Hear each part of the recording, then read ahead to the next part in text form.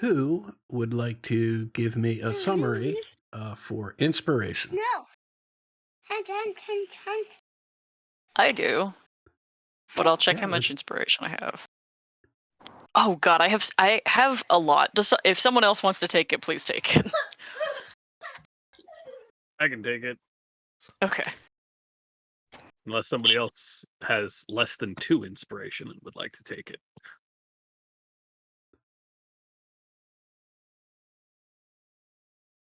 Okay. That sounds like you, Ted. Uh, we kicked off after the fancy party at the Castellanters had been attacked. There was an extended combat with some Kenku and goblins and hobgoblins in the yard grounds is the word I'm looking for of the Castellanter estate. The Castellanters teleported their kids out and left us to deal with pretty much everything that was left, which we did. The Pittsburgh Steelers will always disappoint you, Oni. They are. Oh boy, here we go. I won't do that since I'm in the middle of recap. We kept one Kenku alive, who was wearing the marks of multiple gangs. They are in fact called gangs here in Waterdeep. The result of our brief interrogation of them was that they had been sent here to get the stone from us. Even though we still definitely do not have it. We finished out the evening at the Castellanters to help do a little cleanup, found their audiobook collection, got their Audible password off the Wi-Fi, That's fucking and great. then instead of going home, well, I take that back.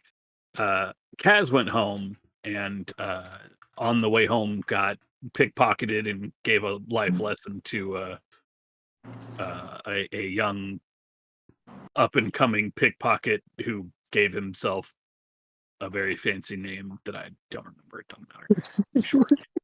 I'm sure we'll never see that halfling pickpocket again, ever again. On the other hand, the other 4 of us went and had some nice tea.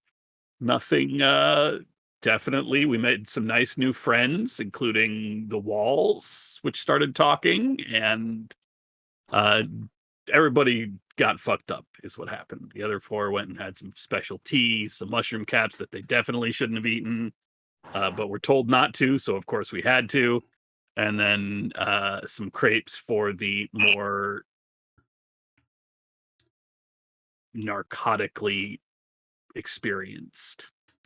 We all did eventually make it back to the tavern, and were settling in, or had gotten through part of, I think, a long rest when there was a loud explosion outside, and most of us stayed in the tavern trying to see what was going on, except for Kaz, who went running out and found just bodies everywhere.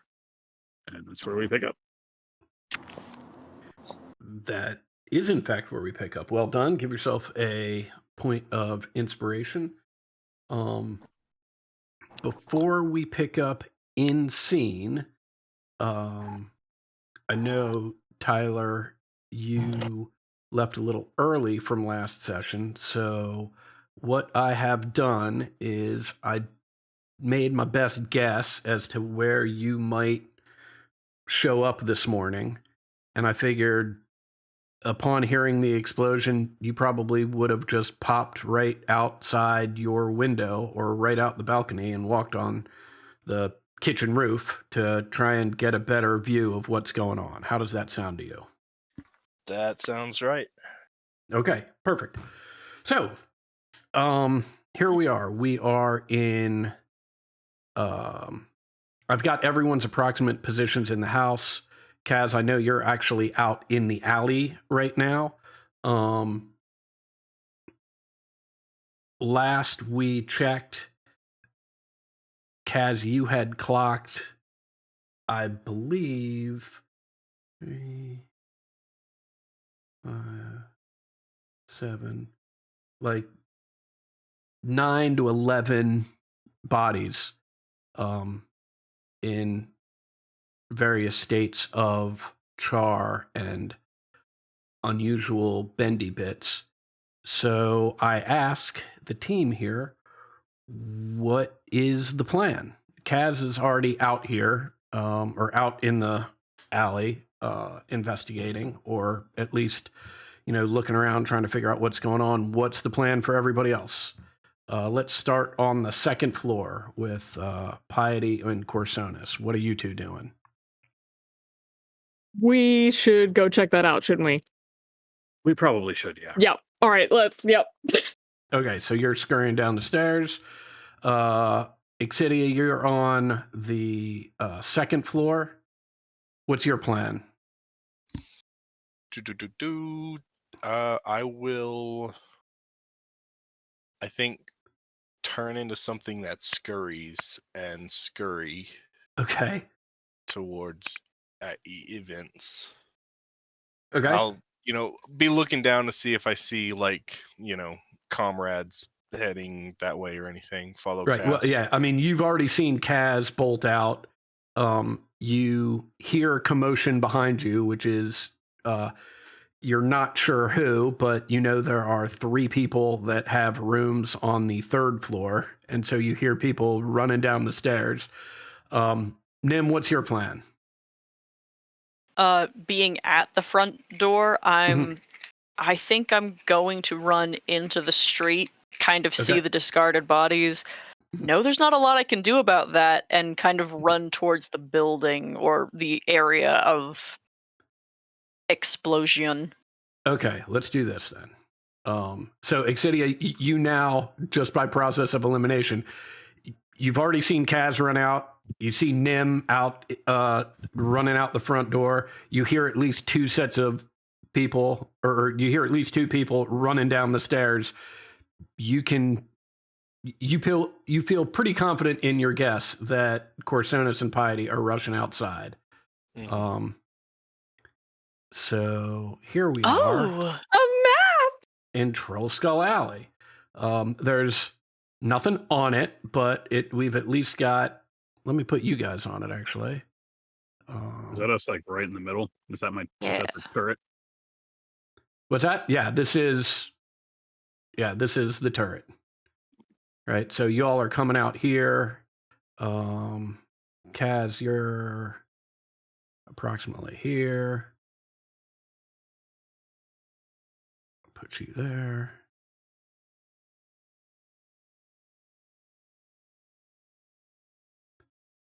Tony, do you need me to stream?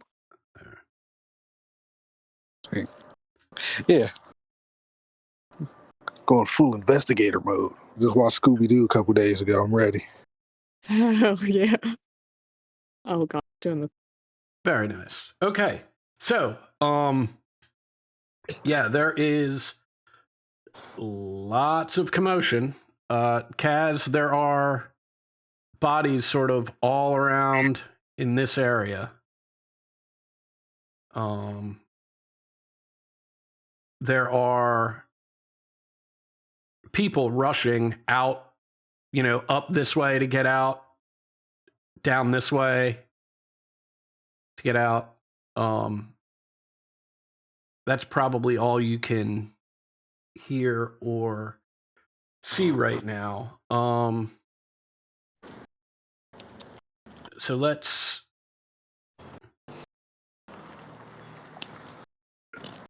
see, Kaz, what are you doing at this point?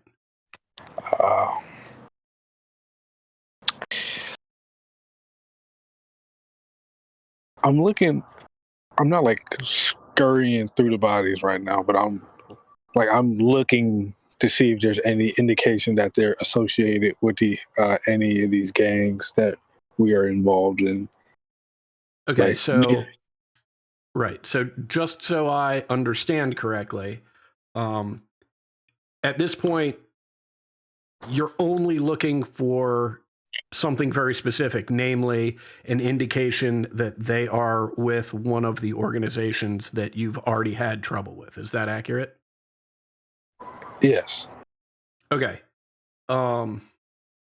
make me a perception check. Okay. 10.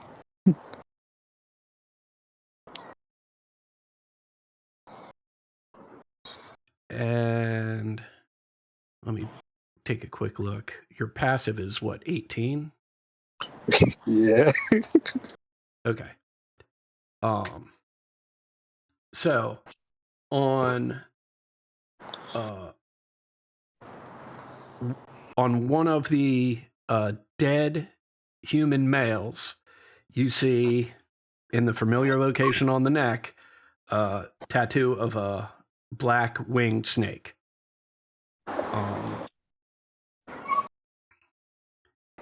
On the dead male gnome, on the one hand, you don't see any familiar tattoos or ritual scarring or anything, but you do notice that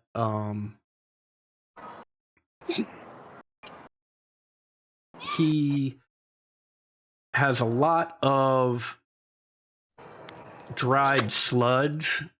It smells like waste on his boots, right?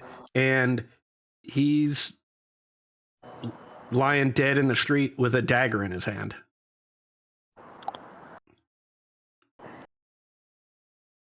Okay.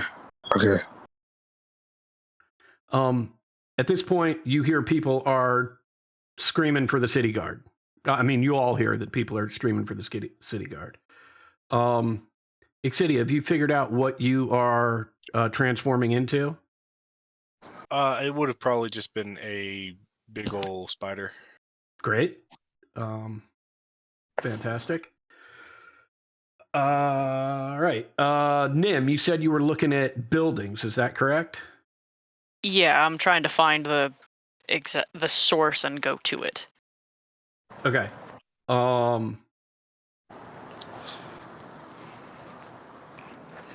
Why don't you also make me a perception check? I'm gonna throw an inspiration to that. Okay. Hey. As you're sort of wandering around, looking at all of the storefronts and sort of, fronts to the residential buildings around the area, you notice that they're all, smoldering a little bit, but there's nothing structurally wrong with any of these buildings. And there's none of them are like intensely on fire. It's sort of like roof overhangs that may have caught, or, debris on a front porch that may have caught in, out in front of the bookseller. There's a little bit more fire, but it's easy to ascertain, or you ascertain quickly, that it's just like a display of books that got caught. And it takes you a minute or two, but you're able to figure out that the explosion came from somewhere like in the middle of the street here and radiated outwards. Yeah, like theoretically like a fireball, but not like a device explosion kind of thing. Yeah, I would say at this point you're not clear on exactly what it is. It might have been a device that someone exploded, but if it was, someone was carrying it. Mm-hmm. Okay. So no property damage to minimal track at this point. Right? Yeah. Okay. Is that all the time that I have? Yeah, we're gonna go on to Sounds good. Corsonus and Piety. What are you guys looking for, if anything? I want to see if any like of these like bodies that are laying around, like if anything was like, I want to see if people are alive and healable. Okay.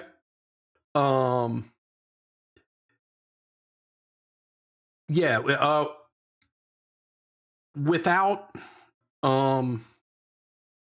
you don't have to roll anything to know the body's in the middle of the street. They are not healable. They are dead. Cool. Short of that, there's a handful of people around that, if they're injured, it seems pretty minor, and a quick circle around it, realize people are more scared shitless than actually injured. So I guess unfortunately, not much healing work to be done in this circumstance. Corsonas, how about yourself? Anything? I will go ahead and coming on the scene, just to try to get through some of these things quickly, I will cast Detect Magic. Okay.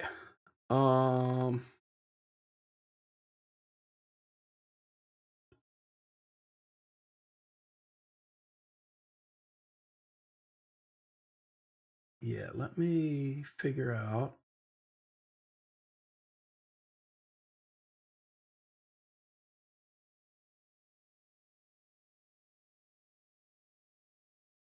Yeah, you get a ping from one of the barrels over here.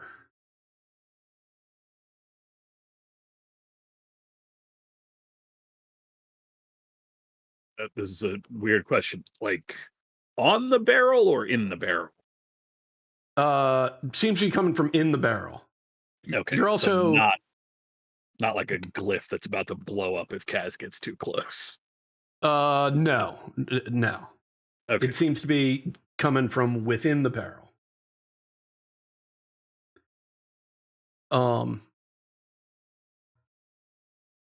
At this point, you can sort of hear the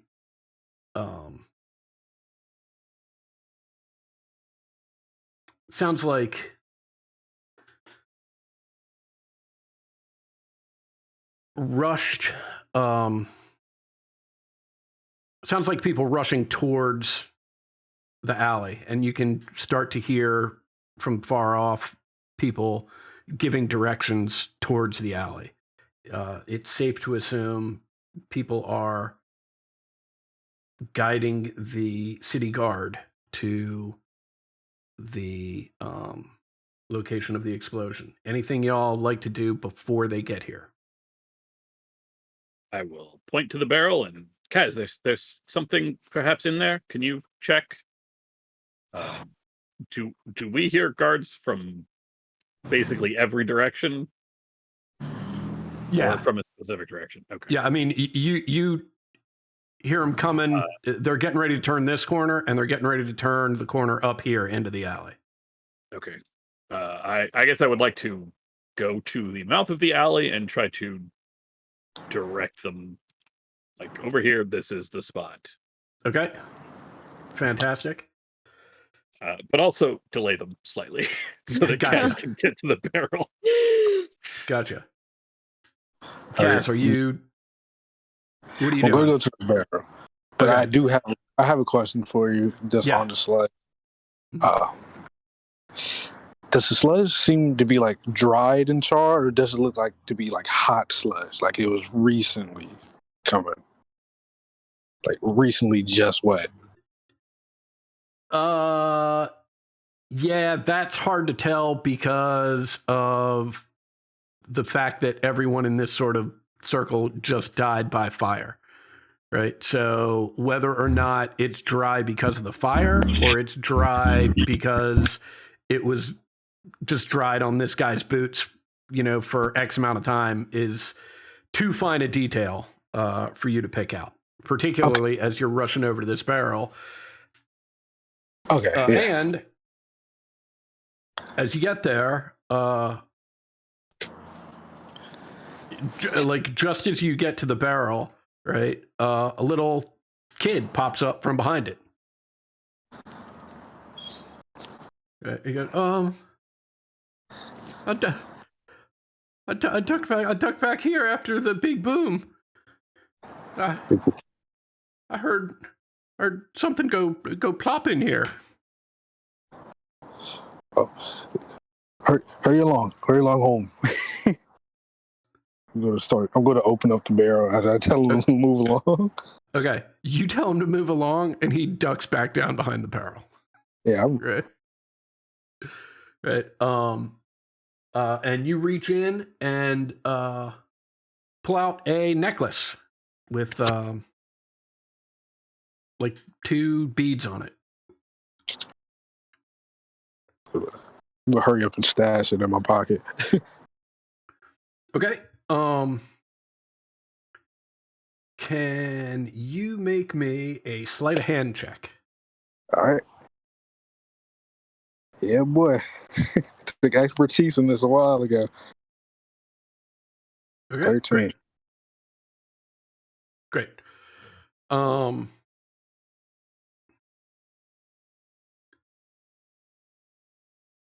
At that point,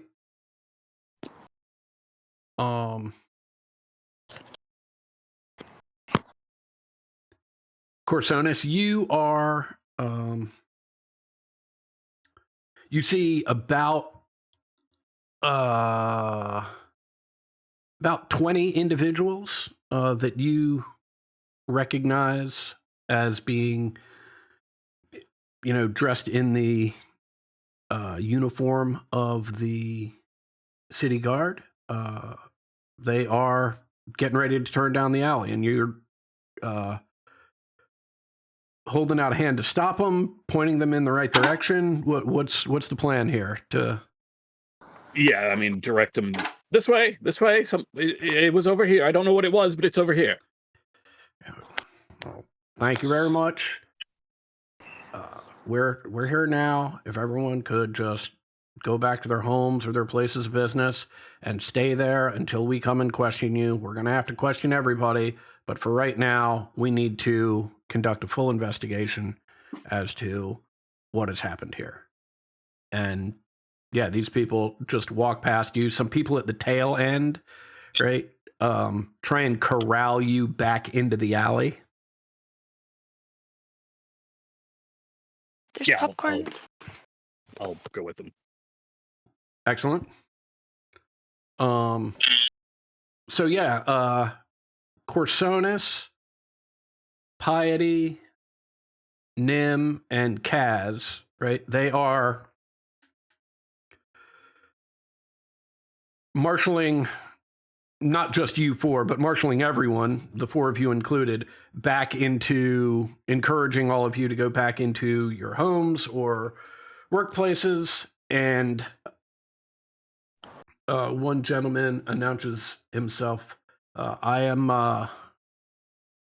Saith Cromley with the City Watch. We're going to get to all of you, and we're going to need to talk to all of you. So if you just be patient and not go anywhere, we'll get this done as quickly and as calmly as possible. But right now, we need to clear the streets of anyone that isn't injured or dead. So if you are able to make it back into your home or place of business, please do so now. And various members of the City Watch will start ushering people into their homes. So Kaz, Nim, Piety, Corsonis, what's the plan for you four? Because they're definitely trying to get you off the street. If you have any questions or anything, I'm right here, and then I will go back into my home. Okay. Yeah, I'll start heading back. If I pass by anybody who has like minor injuries, I'll toss some healing light dice at them. Okay. Nim's kind of Um, frozen in some choice paralysis as he's looking to either like okay. try to flee, but eventually does just go back to the tavern and just kind of just stares out the front door. Mhm. Okay, fantastic. Piety, why don't you deduct one healing light die?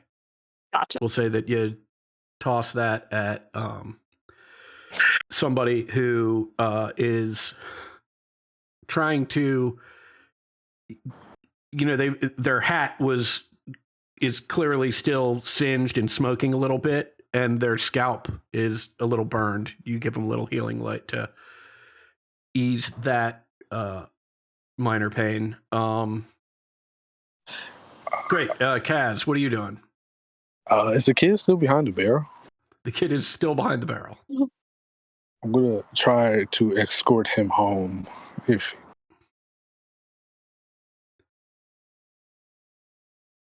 Okay. Yeah, the kid recognizes he's a little confused as to what you're doing, right? But is happy to have somebody sort of looking out for him.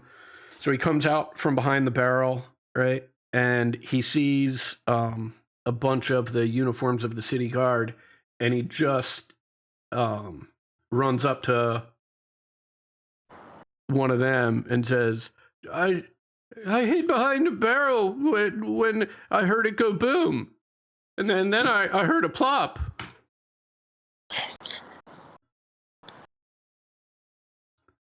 The city watch turns to you, says, "Say, is this your kid?" no, it's not my kid. I don't know who this is. He's just out wanting to get him back home safely. Okay, well, that's awfully nice of you, but we'll take care of that. Why don't you? Oh. You got something to add? Oh no. Okay. I can go. Why don't you head back to your place? Yeah, okay. So, and as you're walking away, you hear him say, "What was that you were telling me about that barrel, kid?"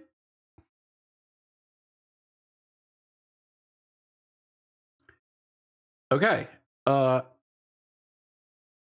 So you four are back in the house.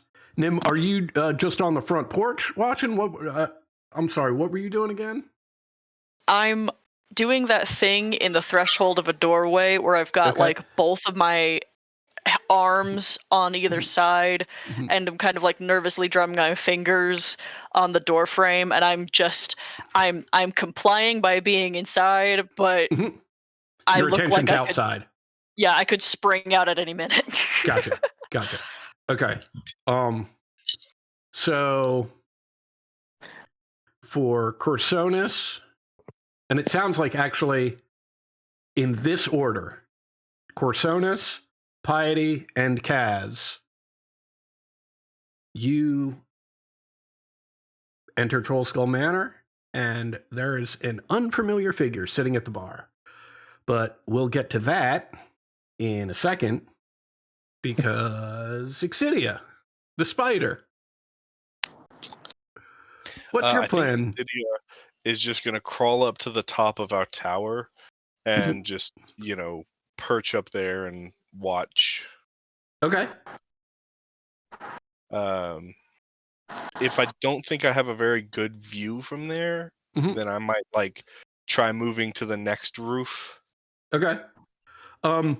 Look, you sort of have carte blanche at this point.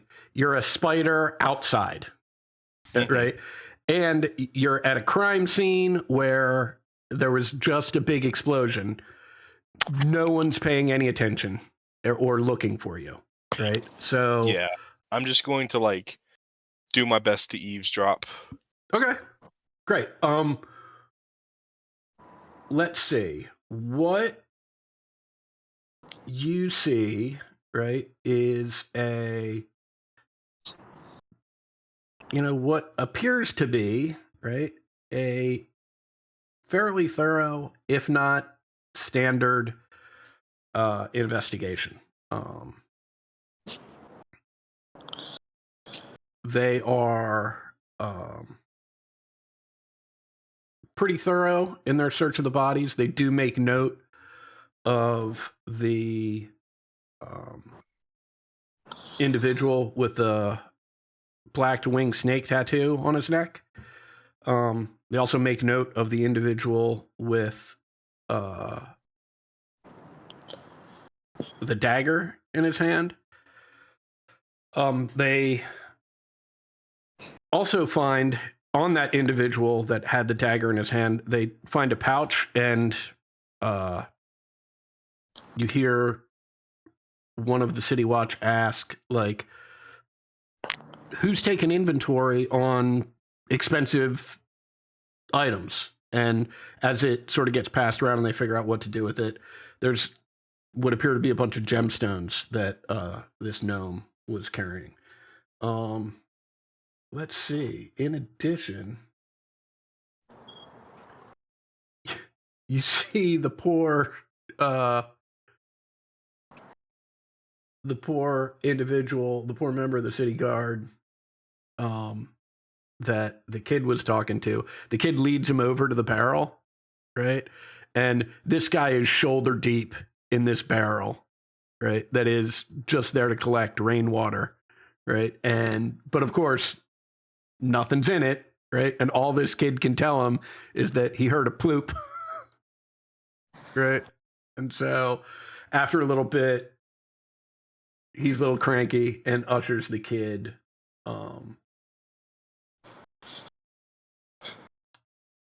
back to his home, which is apparently just right around the corner, right over here. You also hear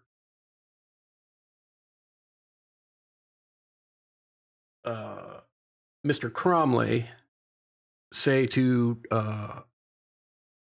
a group of the City Watch, look, let's get those bodies up onto the cart.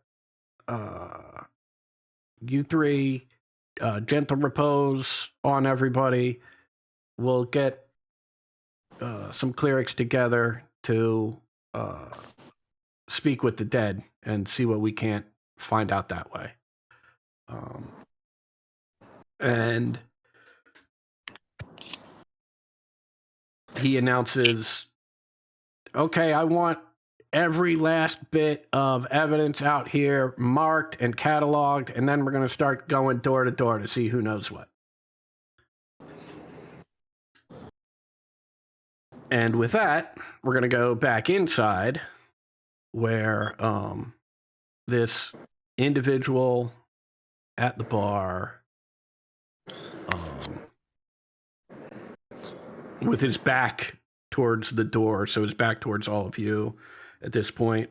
You can see he's got a hat on with a wide brim and a big feather coming off of it, and there's a bald head, skin sort of the complexion of Nim's, and let me move some people around. Exidia, you're sort of out over here, just not in that location.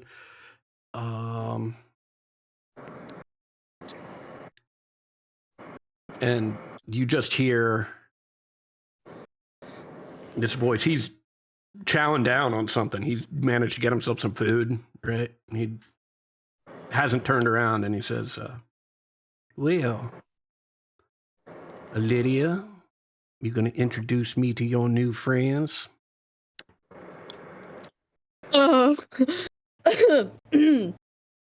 Apologies. I think my remaining blood just drained from my brain.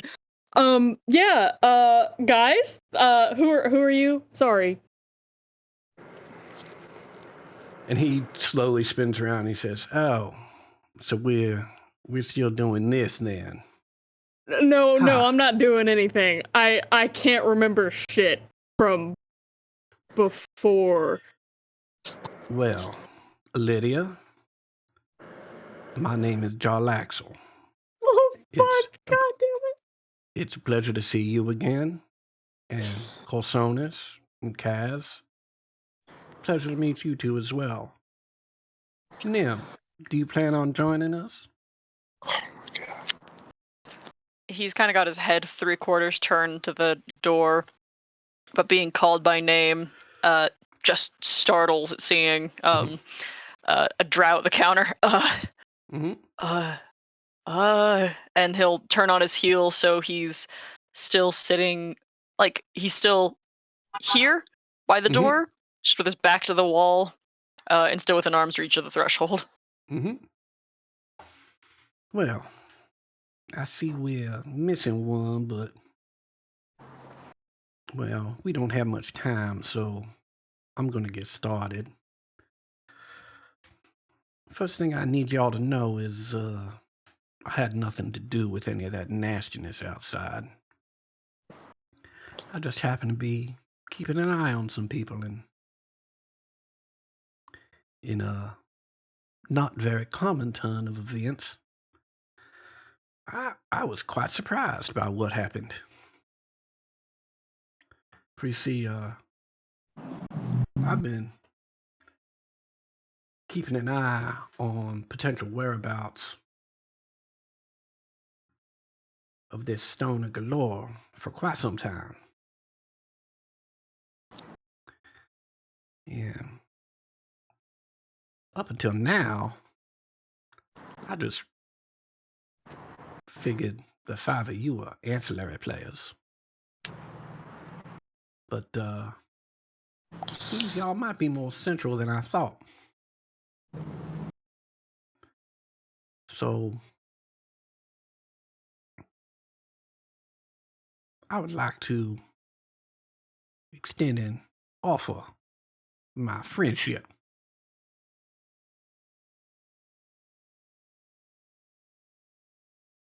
So we're like cool now. Like after the whole whatever the fuck happened between us.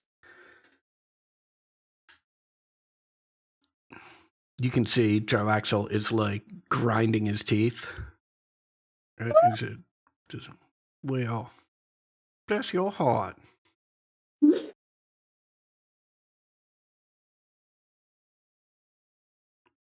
We'll, we'll be cool if we do in fact become friends. But the offer of my friendship is not unconditional.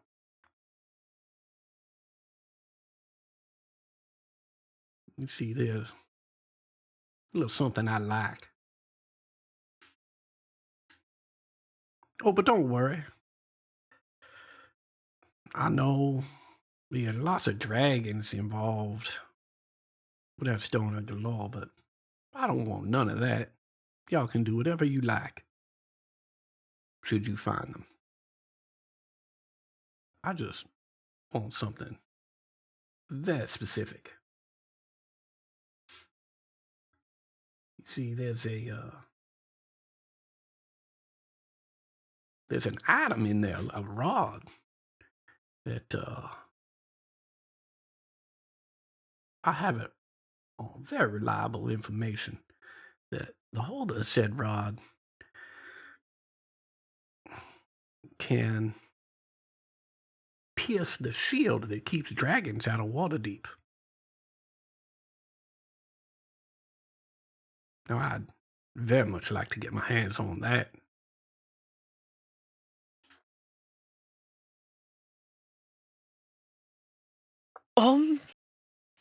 What? Oh, well, it's no secret that I'm quite involved in the politics in a city far to the north, and I would very much like it if we were invited to join the Lord's Alliance. And, well, if I could get my hands on a powerful magic item that offers such a threat to the city of Waterdeep, and then turn it over to the open Lord. I think that might go a very long way towards convincing them that I and my people are worthy of consideration for membership in the Lord's Alliance. Now, doesn't that sound like a worthy goal?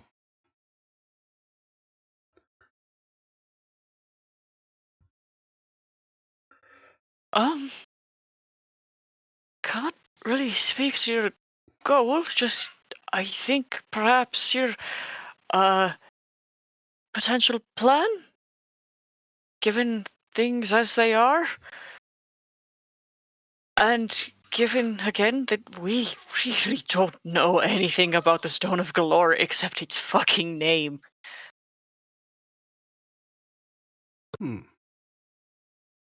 Well,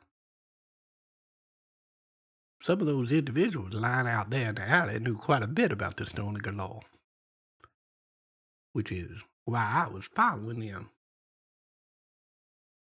Now, I don't know what they were doing here, but I find it to be an awful coincidence that they were headed in this direction.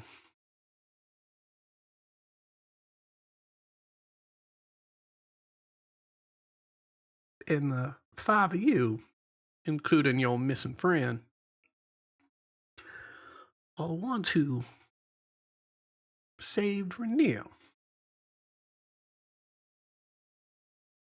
No, that's too much of a coincidence for me. I believe you ought to be intimately involved and intricately involved in this whole scenario, even if you don't understand your involvement yet. But that's what I'm here for. To understand things that are beyond y'all's grasp.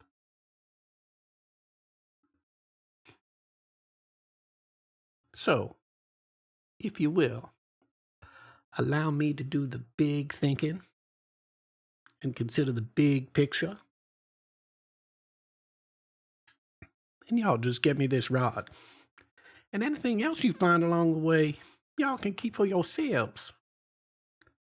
I've got to imagine that no one else that has inquired has made you quite as generous an offer.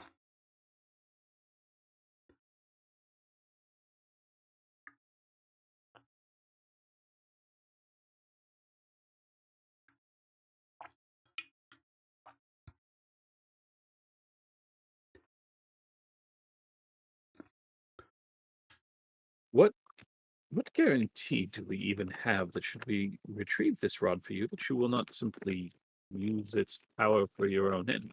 How can we possibly guarantee that you will do as you've said and turn it over to the open Lord? Oh, Corsonis. Here we are, just trying to lay the foundation of a friendship. And you're calling me a liar already. Well, I don't know you. You've just broken into our home. well, Admittedly, you have made the nicest offer we've received. I would like to point out, hopefully my friend, that I broke in nowhere. This is a public establishment and the door was wide open. I simply walked in, sat down, helped myself to a pot pie, for which I put 2 gold on the bar here. Now, in regards to your initial question, your assurance that I won't use it for my own ends sees that you didn't understand my initial explanation. I have told you explicitly that I am going to use it for my own ends. The most important thing to me is getting membership for Luskin into the Lord's Alliance. the greatest challenge that I have faced thus far is that, well, some people have the wrong idea. They've gotten the wrong idea and believe I have a bad reputation. And so, if I were to do anything nefarious, that would only encourage such conclusions, which goes against my final aim. Rather, confounding these individuals so that they have no choice but to see me as the kind benefactor that I most certainly am.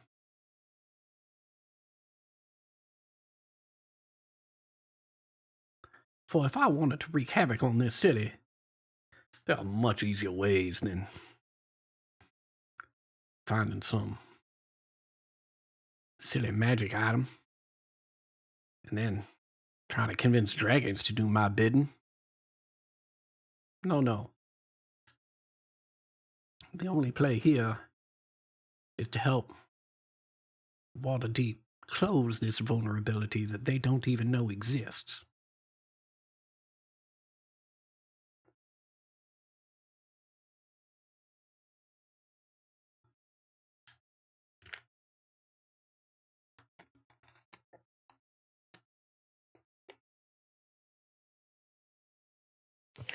You said you were following those folks outside. Did you see what happened? Well, no, I don't know how much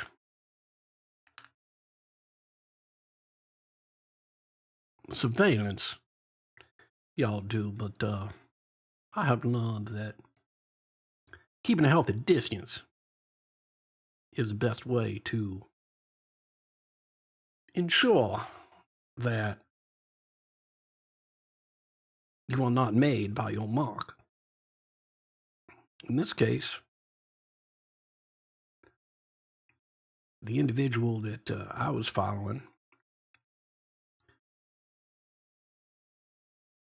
was being followed by two others that are dead on the ground in there now. But how that happened, I was not yet in the alley when the explosion went off, so I cannot say. And is your mark out? And he'll nod with his head towards the door. Oh no, the individual that I was following is gone with the wind.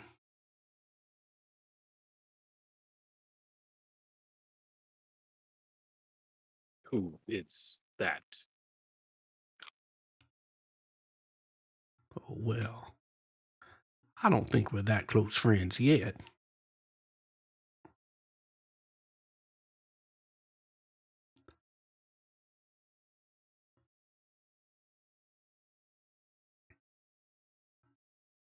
Um,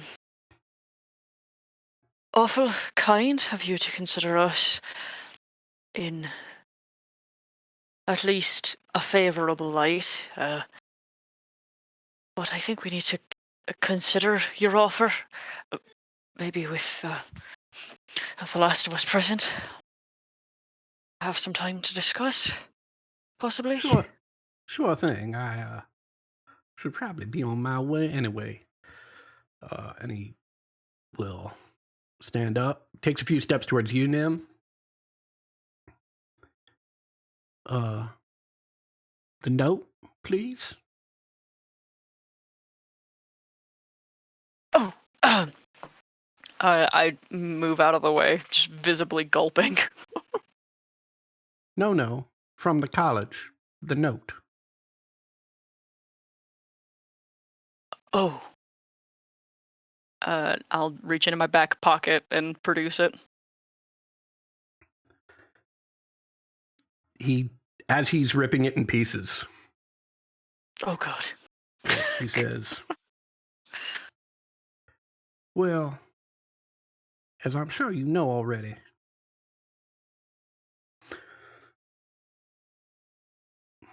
this will result in literally a flock of these being delivered by that magical origami. Mhm. Unless, of course, this is destroyed by the debt holder. Ma'am, and he gestures around. This is beneath you. And he walks out the front door.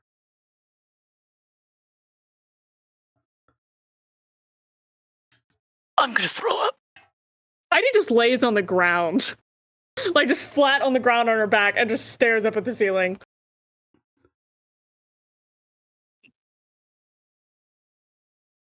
And a few beats go by, and there is a noticeable lack of origami birds showing up.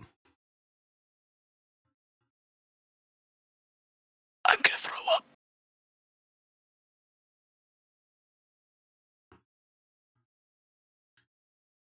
Okay, well, you're throwing up.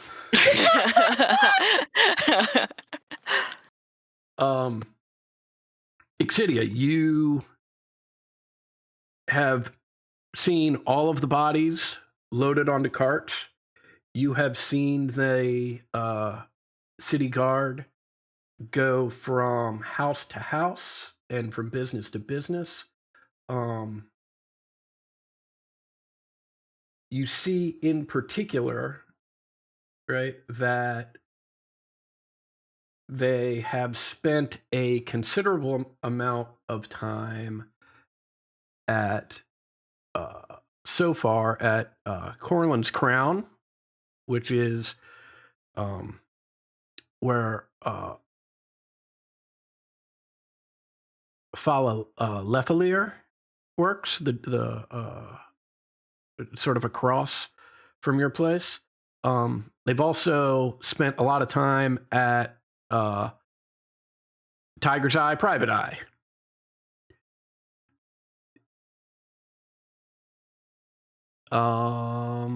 And where else have they spent time?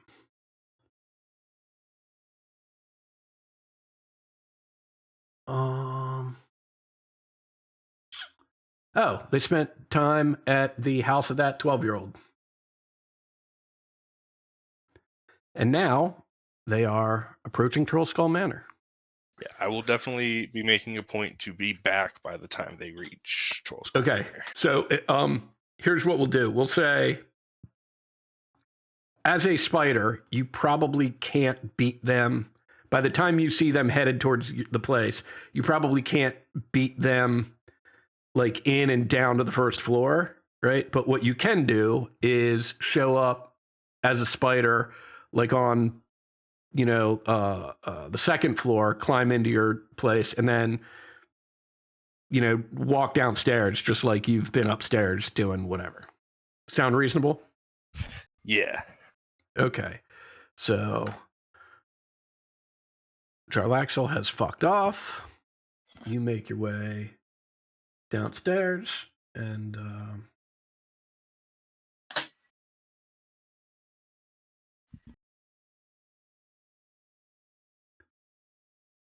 let's see who we've got here.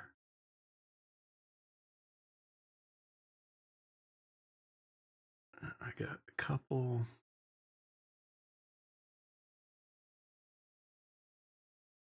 Okay. So the individual who has introduced himself as Saith Cromley, he's in the garb of the City Watch. He just walks in the front door with 3 or 4 other guards in tow, and one other individual who is not in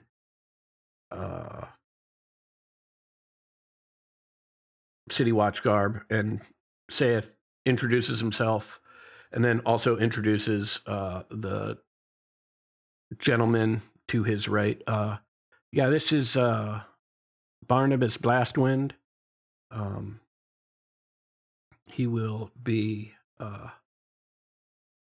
insisting or assisting with the investigation. He's a member of the Watchful Order of Magists and Protectors.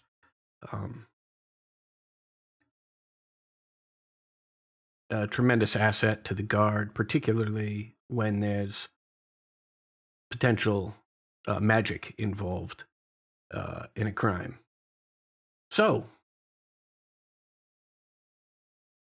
who are you?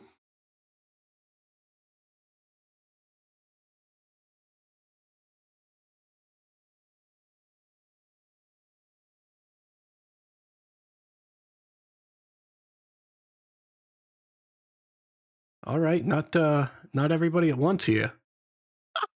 Let's start with something a little easier, sorry. I guess. Is this? I'm sorry. I apologize. I am Corsonis. I am and I will pull out my badge. I am a new recruit to Force Grey and one of the owners here at and he'll just look around. What is our home called again? Troll Skull Manor. That's it.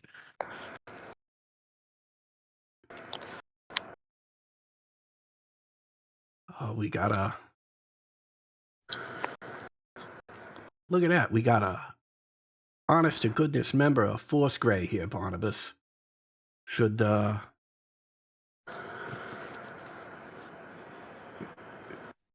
we genuflect? What's the appropriate response to this? And Barnabas looks at him and just goes, quit being a dick.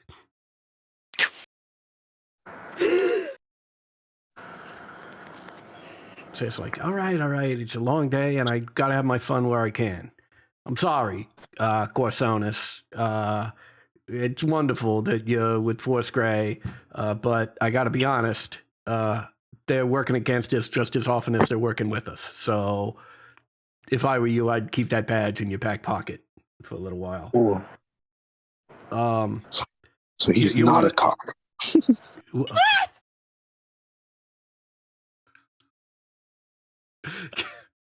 Kaz, give yourself a point of inspiration.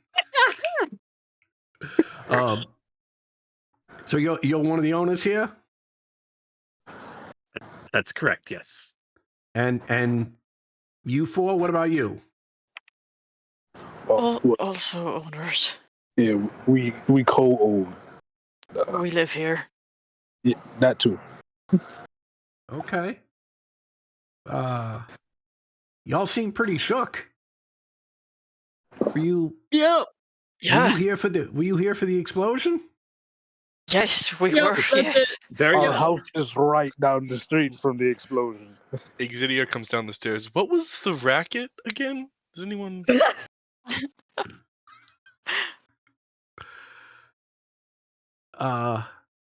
Excuse me, ma'am. Are you just waking up? I'm a hard sleeper. She's the only one of us who ever sleeps, like, for normal and real, so we think that it's normal. Sleep is sanctimonious. You think I'm gonna wake up for an explosion? I sleep. well, yeah, Normally, actually, I just don't dream. Yes, but she's also bigger than you, so maybe if you're bigger, it hits you harder, you know? Is that how sleep works? I don't know, actually. I never really looked into the thought of sleep. Okay. Saith just shrugs.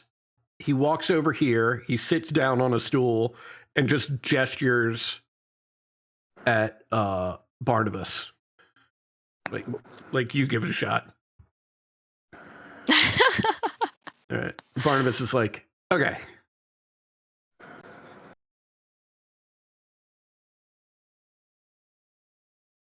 Enough with the foolishness. Y'all are Rainier's rescuers, correct? Correct. Yep. Sure. You've heard Right. the songs, Yeah, seen the we're all plays. familiar with your heroic deeds and thankful for them. We all are. Now,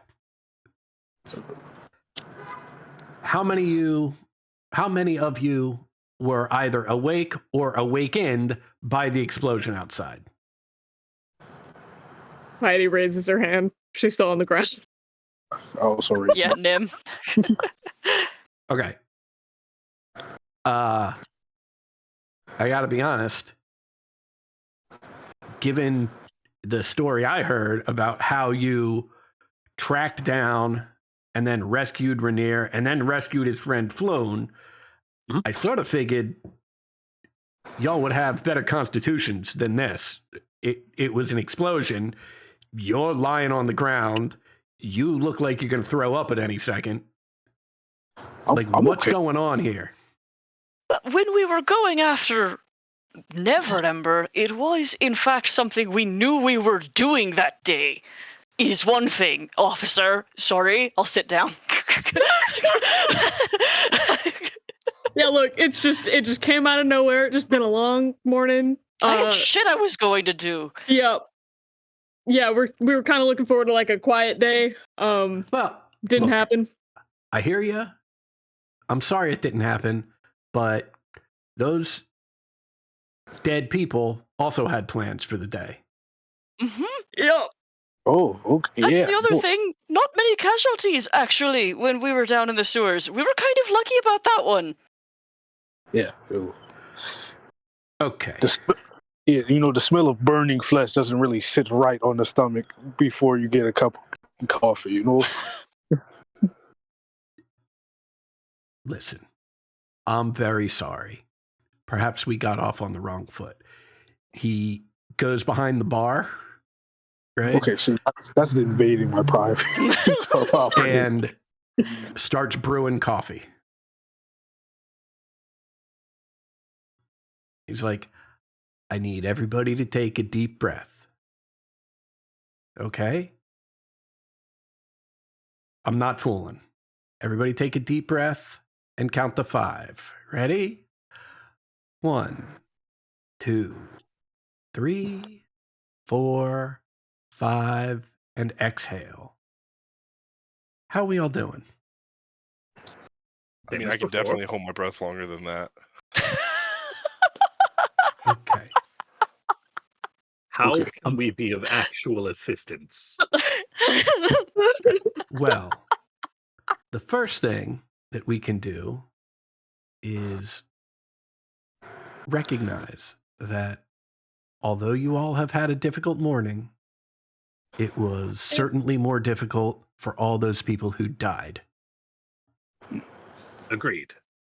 And I am Yep. here not to cause any trouble for any of you, but simply to find out what you heard and saw and witnessed so that I might find justice for those individuals that aren't going to have an opportunity to take another deep breath and have a cup of coffee and regain their composure and go on with their lives. And he'll start pouring coffee out. So, I'm sorry if I did not consider y'all's feelings as much as I should have.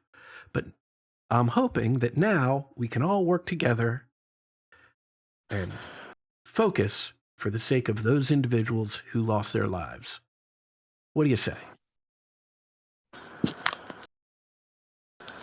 I wish I could be more helpful for you, but prior to the explosion, I was asleep. I heard the explosion. I woke up. I ran across the room since I am on, and I will gesture towards where my room is. Mm-hmm. I am on that side, and the explosion was on that side. I raced across. I looked out the window. I saw virtually nothing. Ran outside into the alley. Saw the aftermath of what has ever happened. Directed the city guard to the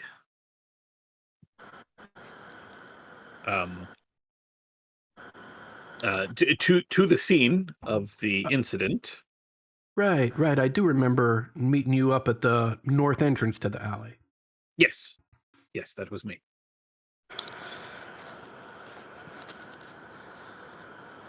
Okay. See? Not very difficult. Anybody else have anything they'd like to add?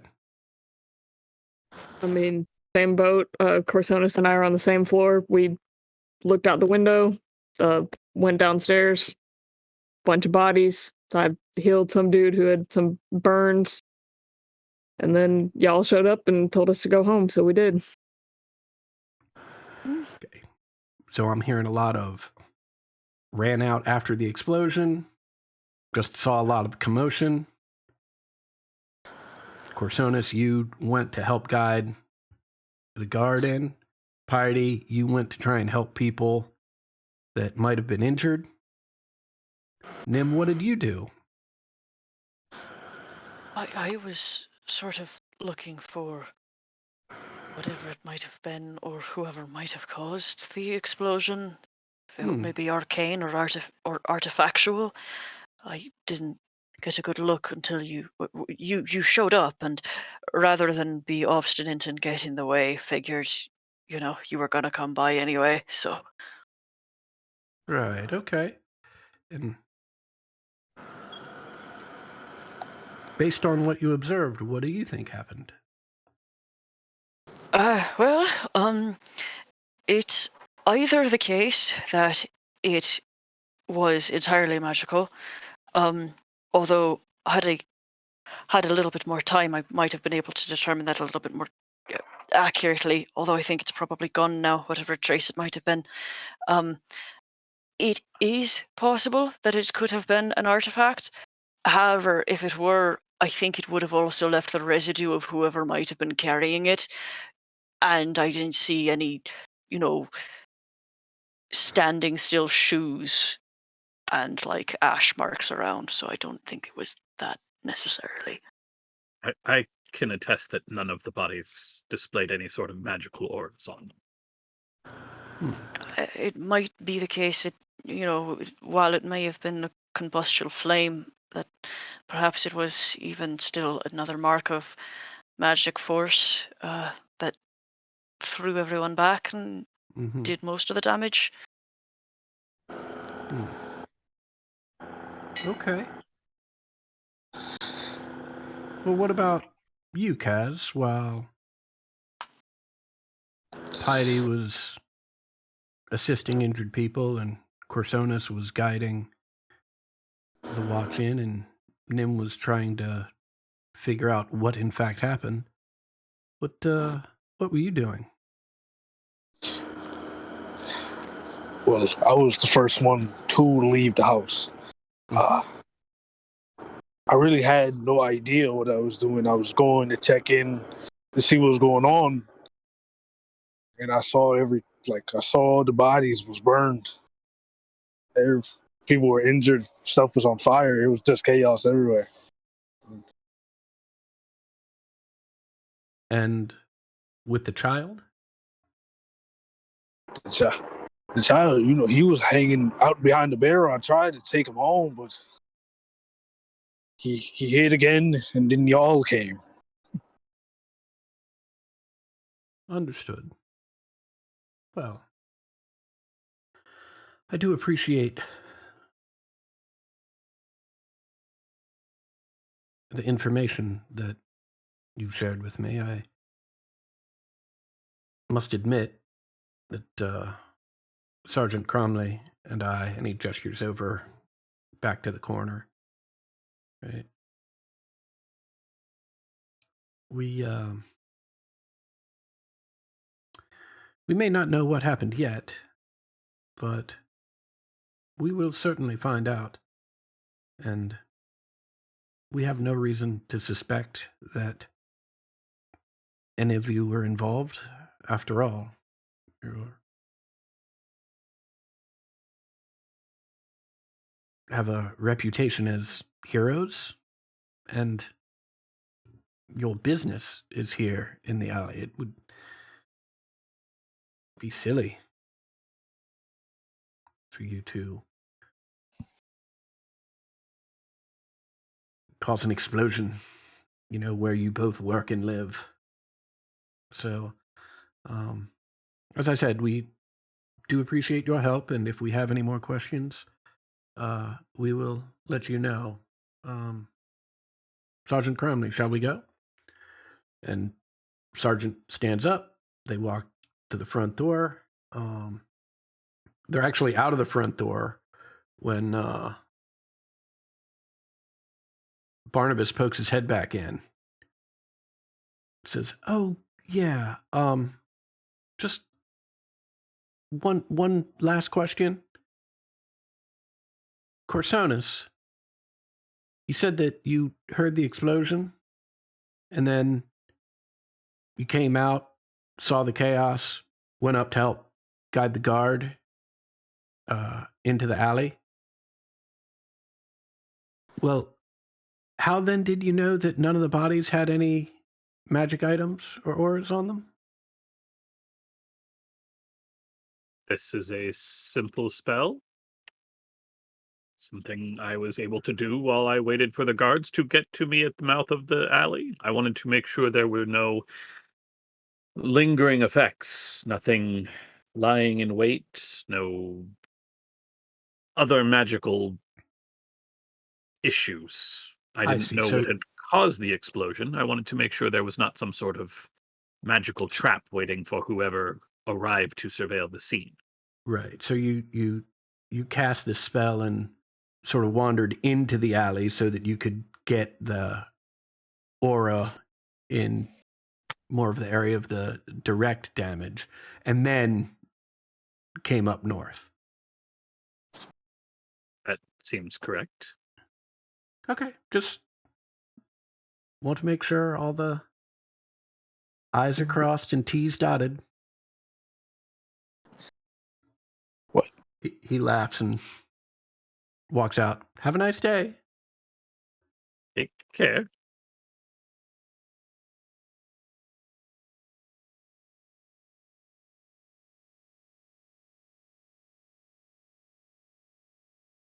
All right, crew, what's next?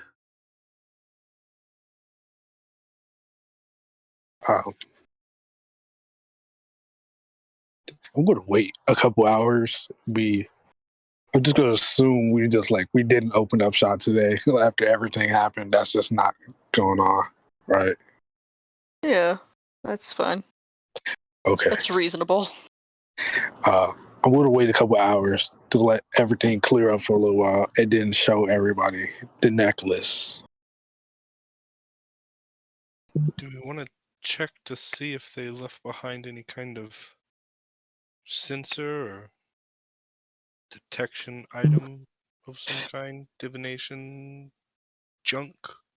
Well, it might be this necklace I found. Did you find that on someone? I was talking about the guys that were just interrogating us. Oh, Well, yeah, we can try. Just if any of y'all are able to take a look around and make sure they aren't still listening. I'll cast detect magic since I can cast that at will now. Ooh. Ooh. Fancy. Oh my god. Yeah, other than the magic items that y'all have on you, right? And the necklace that Kaz is holding out, there is nothing. Unless it's invisible and very well hidden because it's invisible, I think we're in the clear. Okay, cool.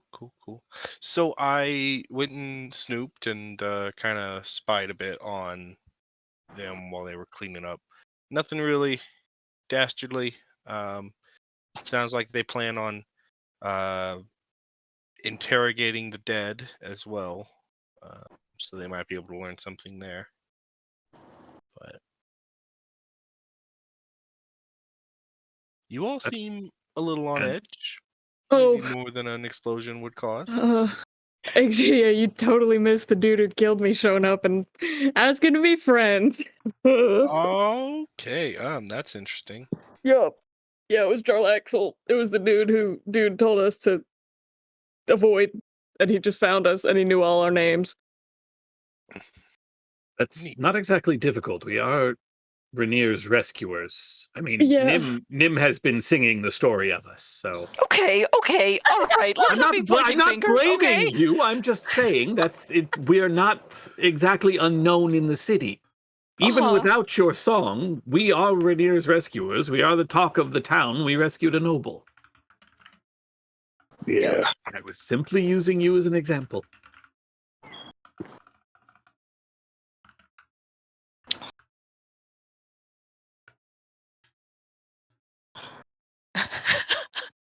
Okay. Does anybody know what the fuck this thing could be? Did you take that off a body? No, No, that no. You saw the bodies. I didn't take nothing there. was in the barrel, I assume. Yes, this was in the barrel. Okay, and I'm just curious, why didn't you bring it up to the guards? Because now I have it, and if I give it to him, oh, why do you have this? You could The- just tell them exactly what you told me. Do you see how suspicious that looks, right? It's just like a common thing. I don't want to deal with that. I mean, suspicion aside, if they had told the guards that we had it, then we wouldn't have it anymore. Okay. Well, what good is So what do it y'all going- want to do? Do y'all want to give it to him now? Like, we can go find him if you want. No, if we give it to him now, then we're going to be in hot shit because we didn't give Okay, it to then. them when we had the chance, when they were in And our also, How about we house. focus on the then thing we right now? wouldn't Then? have it. Please? Is that what we're going to do? We're going to focus on it right now? I mean, you brought it up, so yeah, we're going to kind of focus on it. I don't know. Yeah, because there was a fucking bombing. I thought we would be talking about that. The important thing to realize is that whoever put this in the barrel is probably not one of the bodies out there. Or they dropped it before they were killed, but why would you do that? Which means whoever this invisible person that Jarlaxle has been following is perhaps the one who dropped this. That may be some useful information should your new friend and benefactor return. I do not like him very much. I don't trust a word he has said to us. I see no reason that we should believe that the item that he is seeking will not be used for nefarious purposes.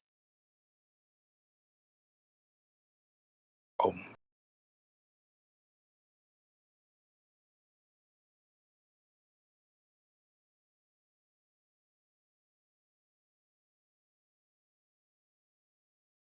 Corsonis, do you have any means, or I guess piety even, or any of you, anyone else know how to identify an object? I certainly don't. I can only see that it is magic. I am in the same boat. Yep, that's as far as I can get. Oh, brilliant. Good work, everyone. I hold up my I- hands for high fives. Honey's still laying on the ground, but just holds her hand up.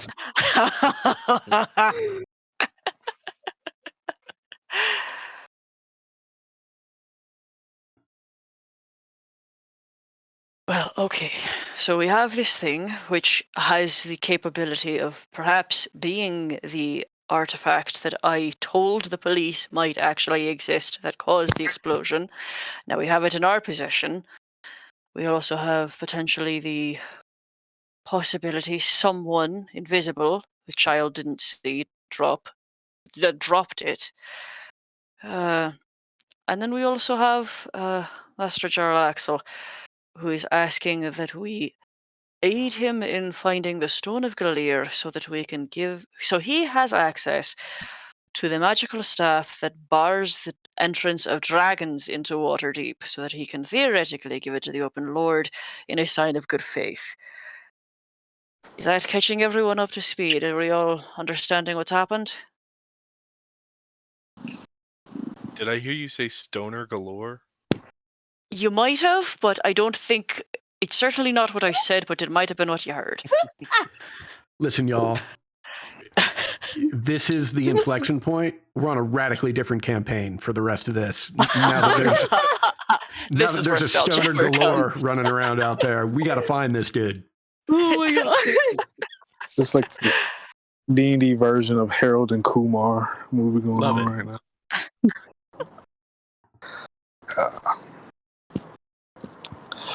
Okay. The best thing you can do if you don't have anyone you can pay to identify that object for you is to just try to figure it out for yourself and hope it's not cursed. If, I'm sure I could find somebody at headquarters who would be able to identify it for us. As the inspectors just pointed out, there is often as the inspectors pointed out, there's very little in the way of communication between Force Grey and the city guard, so we don't exactly have to worry about Force Grey outing us to the police. I mean, I'm down to risk getting cursed. What? Why would you want to risk getting cursed? I don't know. It sounds fun. Okay. I think she's already got. I mean, I don't think that. Maybe you are cursed. Maybe that's what's going on for you. Definitely feels like it. Yeah. Okay. So it sounds like if anyone were to get cursed, we should just opt to let it be Exidia, and then she can handle more of it. Yeah. I'm okay with that. They can be the curse sponge if they want. Every house is your going life. to have one. Your life. Every tavern has to have one. Skate, I miss you every day, buddy. All I'm saying is that it sounds interesting. You Okay. know, a little spice, a little risk, a little adventure. Because we don't have enough of that right now. Apparently.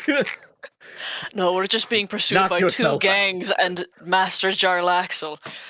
Oh There's god. No, actually, Jarlaxle, I'm gonna be honest. I rather deal with him just because he scares the fuck out of me more than everybody else. Oh, yeah. He shot me 3 times in the chest. Yep. Even Yep. this, and I'll minor illusion the squid face over my face again. We're There's in a hot pounding- shit no matter where we look. Yeah, There's I'd rather and deal that with the guy came squid here. face than the giant eyeball that can apparently obliterate you with one look. Oh my god, sorry. I don't know which one to pick. Probably the closest one. Yeah, y'all Is have it had a too pretty late? rough month now that I hear it all in succession. Wow. I You know, Kaz, you do raise a valid point in that one of those 3 entities has been to our house and the other 2 have not. Yeah, that is a very valid point, Kaz. Look, all I I'm saying agree is with the you month there. before I met you guys, very boring. I think I would prefer that actually. When I had And those wouldn't, khakis that's the on, I difference did not between you have and me. this much stress. Is it too late to change my identity again and switch towns? Never. All right, everybody start pitching new names. How wild would Stoner that be? galore. Right. How wild would that be if that's the direction the campaign went? It was just like, dude, fuck We're just this. fleeing. Right. Yeah, we're on the Spidey's got a whole new identity. We're out of here. Right, peace. I'm moving to 10 towns. It's been really, you guys. Right. God. I don't think 10 towns would save you from Jarlaxle, though. Yeah, that's probably That's not pretty a close not a to great Lux, move. actually. But who wants It's to like go closer there? to him. Oh yeah, fuck. He's from Go Luskin. south, Baldur's Gate. Okay, yeah. That's a good move. I'm not fucking with the underground boogeyman. I promise to God I'm not fucking with him. Us- Oh. Okay, while this While round we're all robin having a is going meltdown. on, there's a it's not quite like a violent pounding on the front door, but it's more insistent than just a normal knock. I just freeze. I will mage hand the door open. Okay. And it is Vincent Trench from Tiger's Eye, Private Eye. Oh my god. And he's literally holding a another person like by the shoulders, right? He's like, sorry, boss, but I think my friend here is in need of some libation. And he's sort of pushing his friend through the door towards the bar. Yeah, this individual that he's sort of pushing is maybe about 5'10", like mousy brown hair in sort of a little bob, right? He's got very fine clothes on, relatively pale skin, and he is shaking. Does he seem injured at all? He make me a perception check. Let's see how bad I am at perceiving. Dink! Wait, dink! He does not seem injured in the least. He seems shook. Fair. Same. Felt. Um, By all means, come in.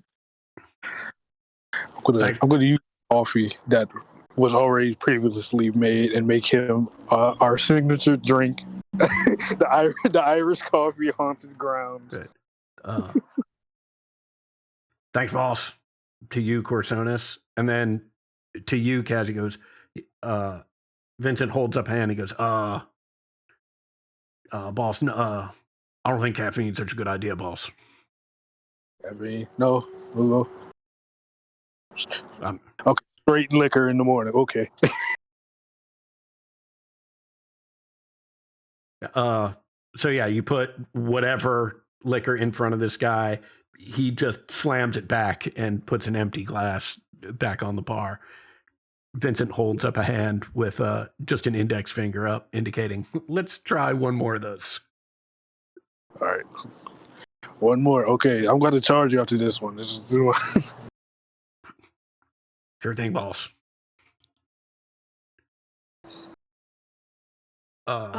He slams the second one back, and Vincent says to this individual,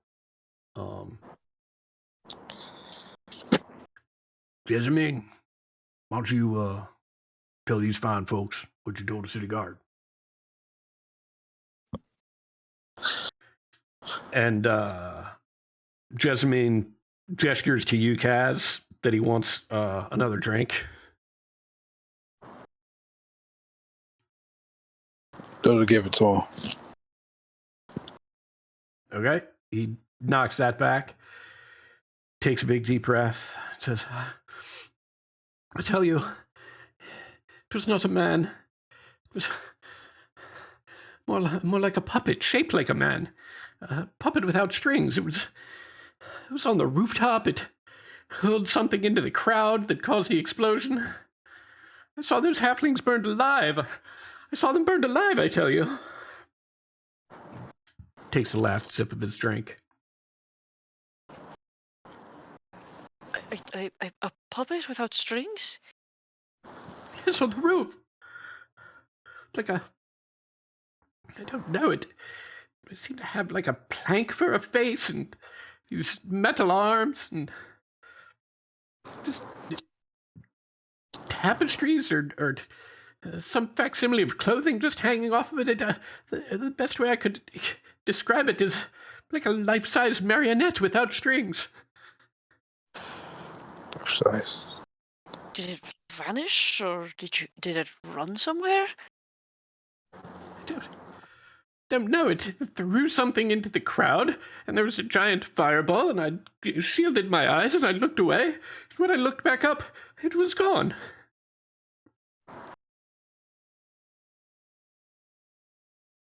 Those poor people.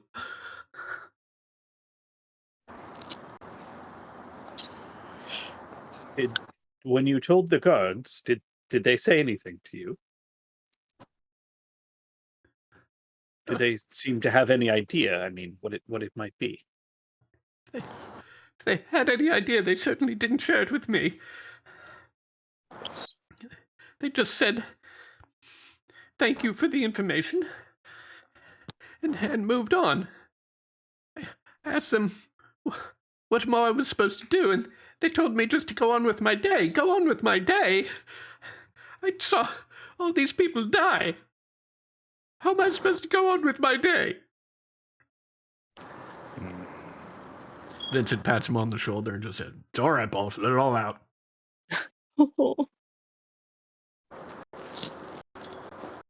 Marionette. We might have some people we could talk to about potentially what that is. Bit of a long shot, but members of guilds in Waterdeep might have a better idea of what that was.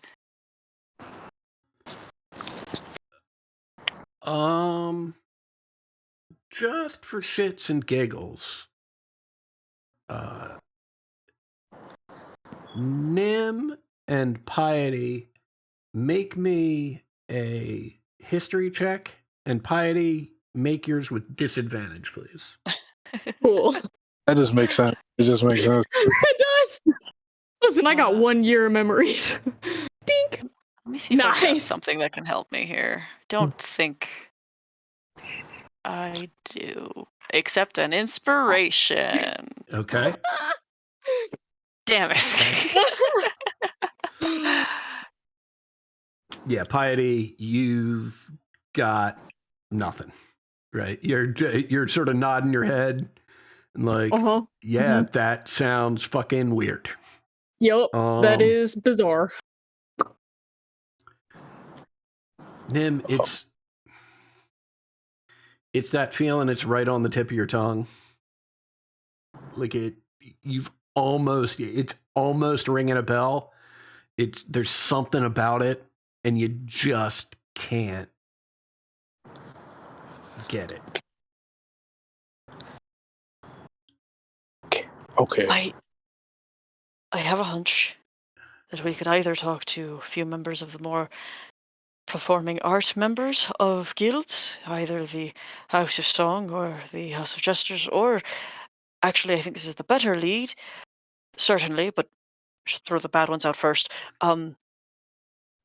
Art might know what that was.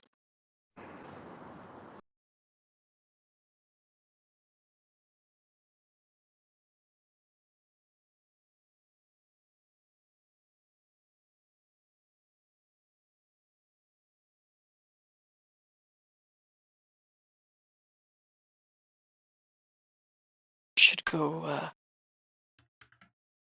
try and find out.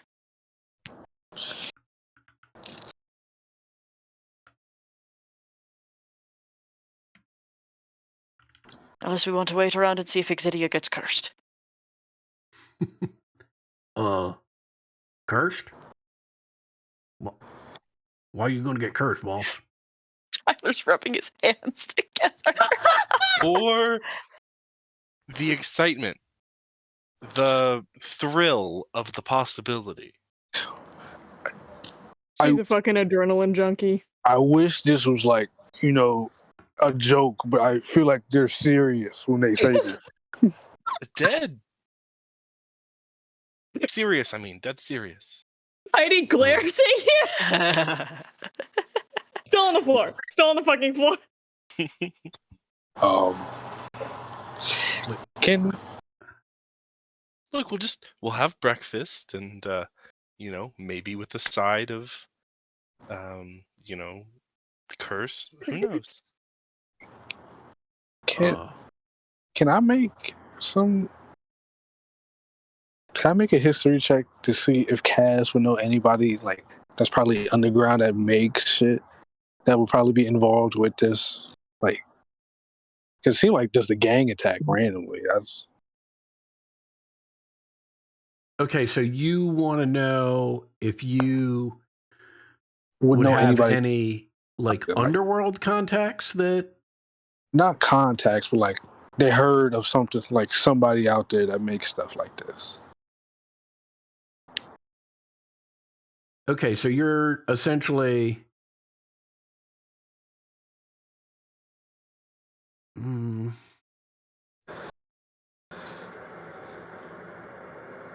So it sounds like you're trying to use your criminal contact background. Yeah, basically, it's just like. All right.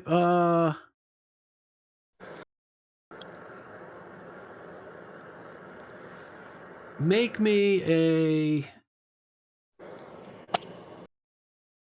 history check at disadvantage. I got you, boss. Okay. That's it. What's this? I just got to run it 2 times. 11. Yeah, it's not really. Nothing's really ringing a bell. The suggestions that. Nothing's ringing a bell any more than the suggestions that Nim made. They sound just as good as anything you could come up with. It's basically like, yeah, some people, but it would really just be shot in the dark at this point. I will say, I think enough of you have made checks at this point, and this happened recently enough that everybody just make me a flat history check. Another one? Yeah. Okay. Oh. Oh, God.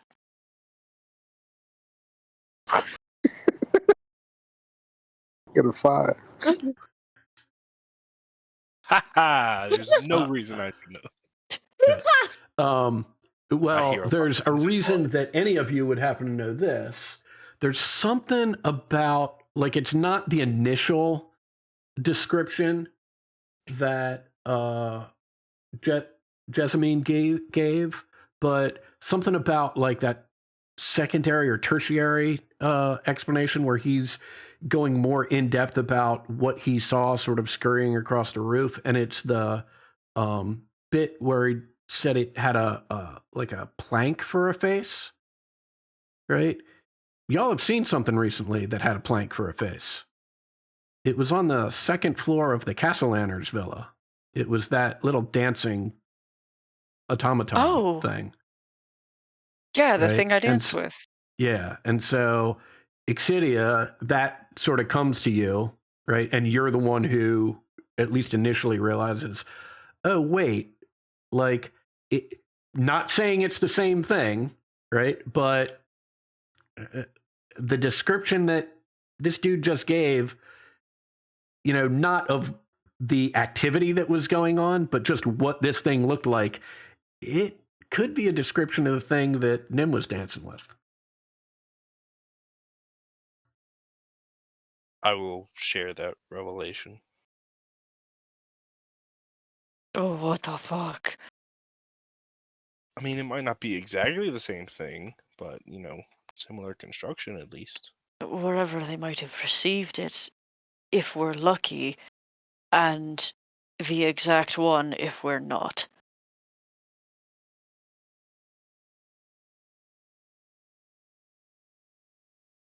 Say, boss, how you plan on getting cursed?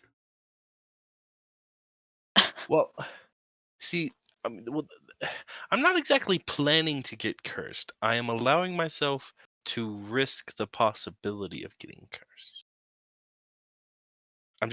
This item, we're trying to figure out what it does, and we don't know that it won't be harmful.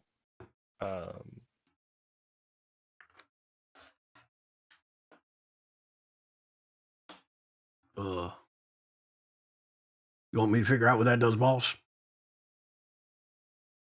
Well, I'm already almost. It's very kind of you to offer, but I'm invested now. It's your world. I'm just living in it. Let's go, Jasmine. Say, Crazy thing for an NPC to say. He said, "Main character energy. Goodbye." say, boss. This time he's talking to you, Kaz. I don't know why I chose for this guy to call everybody boss and just make it a million times more confusing, but I'm rolling with it. Fucking obsessed though. He's so Right. good. Everybody's boss. Right. Say, boss. How much for a bottle? How much is the bottle? But like, I just gonna give him like a medium grade bottle. Right, whatever you want it to be. All right, 13 gold. Kaz, perhaps it is on the house for the assistance that our friend has provided to us. He asked for a price. You know, I was gonna give him the price. That would be okay. Here's for free. But no, next time it's 13 gold. Okay.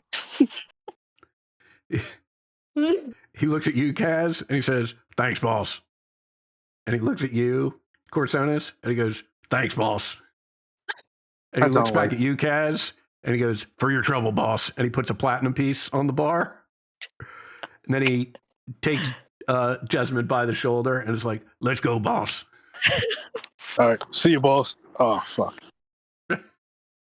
Got me saying it now.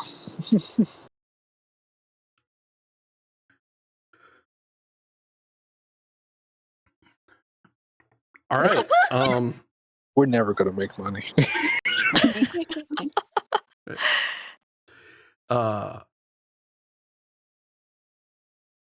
So what's the plan now? Are we taking an hour to see what happens to Exidia? Apparently. We gotta eat breakfast anyways. Okay. So I feel like we can make an assumption of what this is now. I feel like we can definitely do that. We have. It's maybe this is too much of a leap. At this point, if I'm not gonna do this, then boss should have just figured out what it was, but that's past. So I think That, and if it has any potential use in the future, then Exidia knows how to use it. Okay. Go off, I guess. Actually, don't go off because I think I know it does. But following that, should we return to the Castle and Tyr's Manor and bang on their door and say, "Let us back in. We were there 12 hours ago and something exploded and it looked like something you owned"? Or should we try to find somewhere else that we might have? I wouldn't even know where to look for that sort of thing.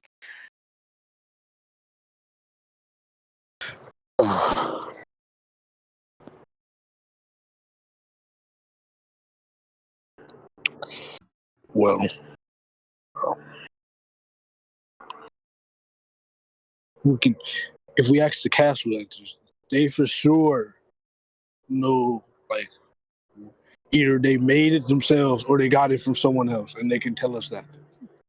I think they said that it was purchased recently.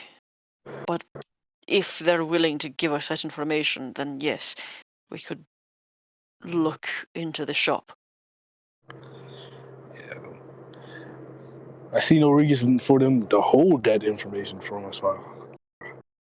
I think that's where we should start now.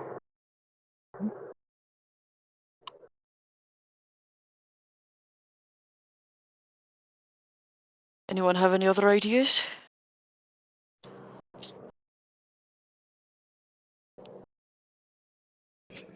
All right, Exidia, have best of luck to you. Okay, so like there's just a good so chance it'll be fine, you know? I've got my fingers crossed for you. It'll either be fine or it'll be fun. All right. Just so I'm clear, we're taking an hour to have breakfast and for Exidia to attune to this thing, right? And then heading out to the Castle and Tears, or are people heading out to the Castle and Tears right this second? I don't think we should not I don't think we should split up. We have a big city and no sending amongst us. So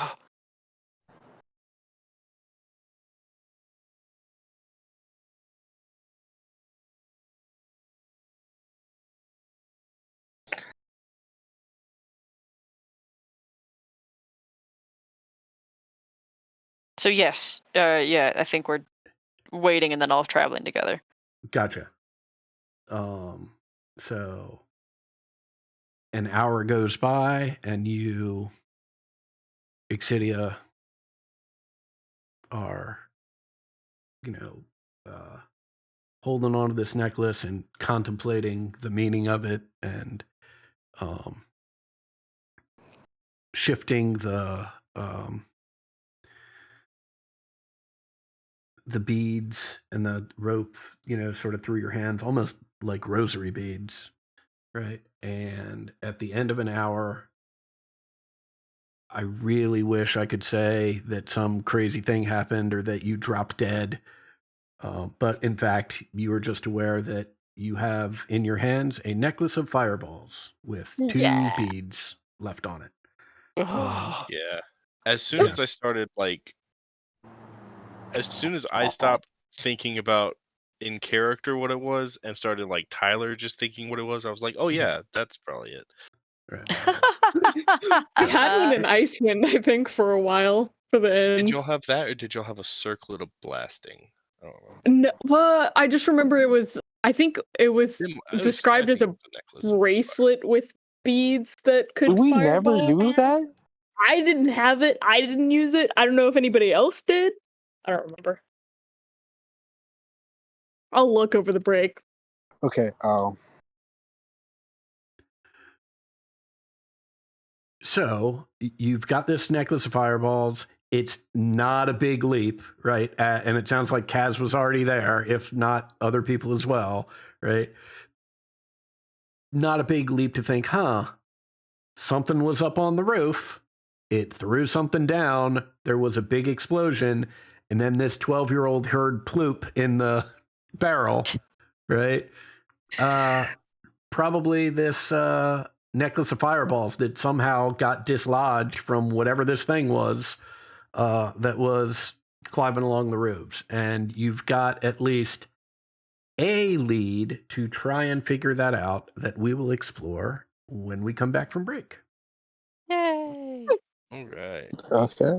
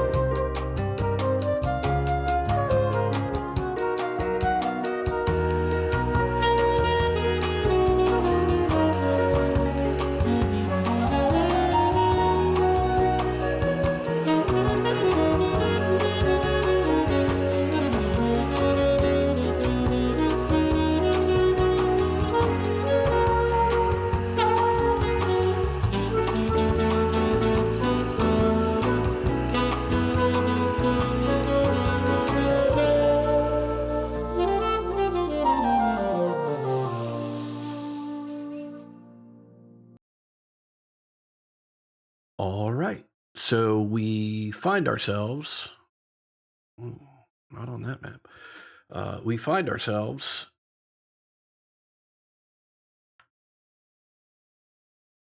Exidia just having, well, I don't know. How do you feel about not being cursed, Exidia? Yeah, this is kind of a letdown. Like I said, fine or fun, but everything's fine. I mean, as far as we know, who knows for sure. But yeah, if these beads get hucked, they'll blow up. It's like we've got 2 of them. Now that I think about it, this is like the murder weapon. Yep. Yes. Probably Yes. just gonna tuck this in the bag. Yeah, you. Never mind.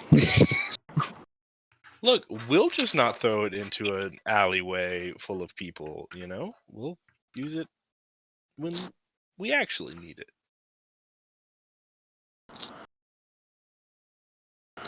Okay, fuck it.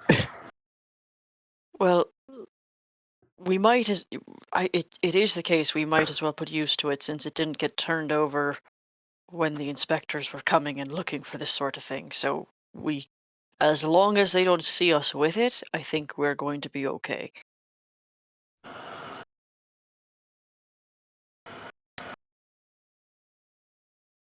Oh, should we head back over to the Castle and Tears? Guess so. I'm not looking forward to this. Yep. Hey, Xidia. Pity's still on the floor and like raises her arms for someone to come pick her up. You've been on the floor this entire time. Yeah. Oh yeah. Awesome. Xidia, will you help me up? Yeah, I guess. Is something wrong with your legs? Nope. Just lazy, freaked out dude who shot me. Just yep. No, Not a yeah, good that day. makes sense. Yep. That Yep. makes definitely sense. I just whistle and you start levitating. Oh shit. All right, that works too. Yep. Thanks.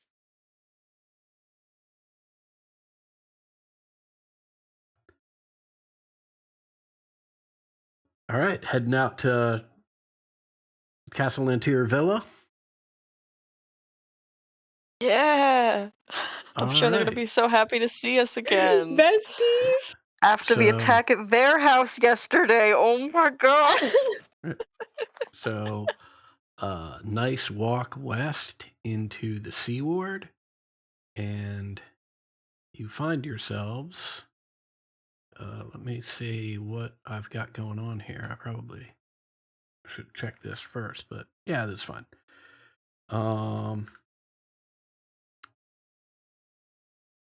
Yeah, you are out on the street in front of the entrance to Castle Lantier Villa. What's the plan with these 2 guards standing by the door? Hey, so we were here yesterday. You don't look at me. And while we were here, there were some things that happened that I'm sure the masters of the house are not particularly thrilled to discuss again. And we don't want to either, but another one of those things sort of happened this morning. And we just had a question that we wanted to ask them about it. And we'd like to handle it privately if we could.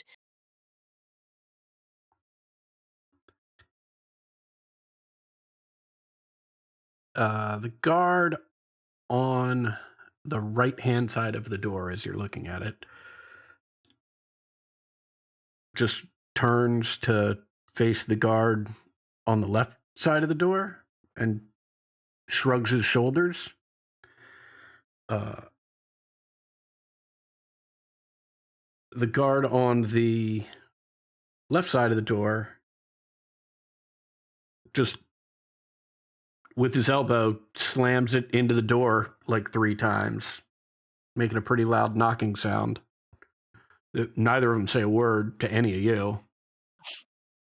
And shortly thereafter, the door opens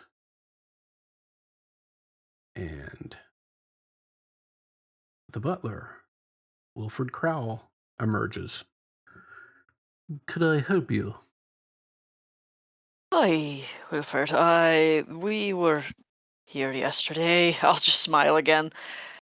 That thing that happened last night that sort of put dinner in an odd atmosphere. It happened again for us at breakfast. We wanted to speak with the masters of the house about something. Actually, maybe you could help. And I'll look at everyone else kind of like a, what do you think? Do you think you might know?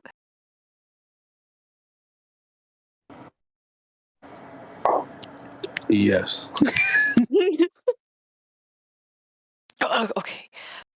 So, uh, in adjacency to the thing that happened last night, uh, near our own house, there was an event that was perhaps including some of the parties from last night, as well as um, the automaton, or not your automaton, or the Castellantier automaton. I mean, something that looked quite similar to it, perhaps. And I was wondering if you happen to know if it is back in the manor, or if you know the name of the manufacturer and could point us in the right direction.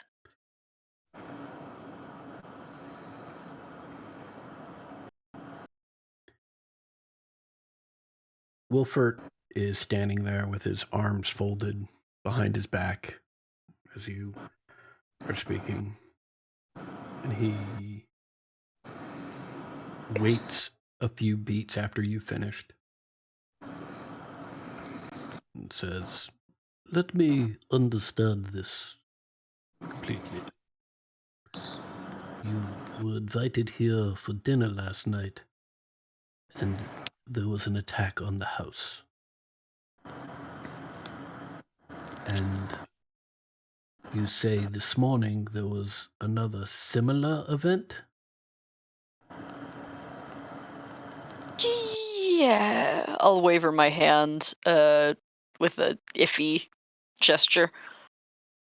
Well, seeing as there was no attack on this house this morning, I imagine you must mean that the lot of you were the target of or in close proximity to another attack? Correct. So you came to dinner last night and there was an attack, and you woke up this morning wherever you live and there was an attack, and now you are asking to be let back into this house? No, no, not let back in. Actually, not actually. No, just figured discretion was important. Possibly. Uh, More importantly, it is the automaton. Like I said, I've only ever seen one in this manner, and I don't know if it would be the same one, and I don't know how they're manufactured or where they're manufactured, and if it is the case that the one that is supposed to be in this manner isn't there, that would be very good for us to know, but it would also probably be more likely better for us to know where they come from so we can find, I don't know, more leads as to the thing that came after us last night or this morning. Fucking God, it's been a long day.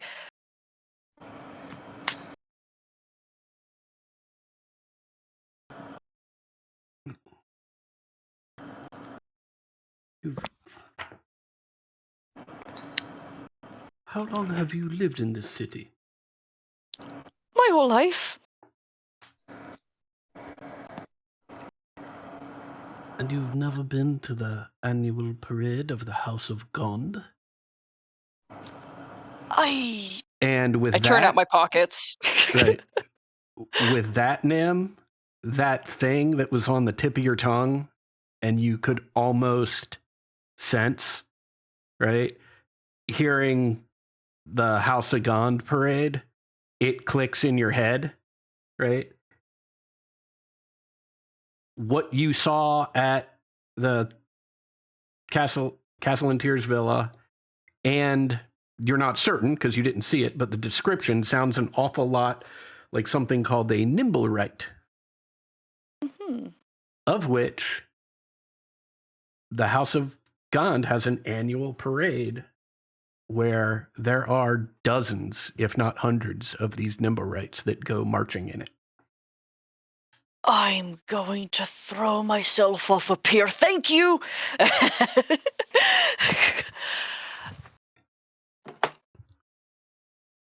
All right, I have a better heading now. Because I don't think we're going to find out if the one that the Castellanteers have is the one that was there earlier. So we should just go. Excuse me? I just said I don't think it's the one. Goodbye. Thank you.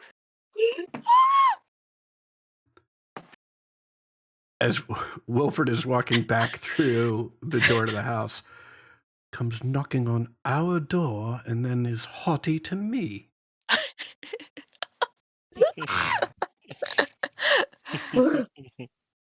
Masters of the house are keeping strange company these days indeed.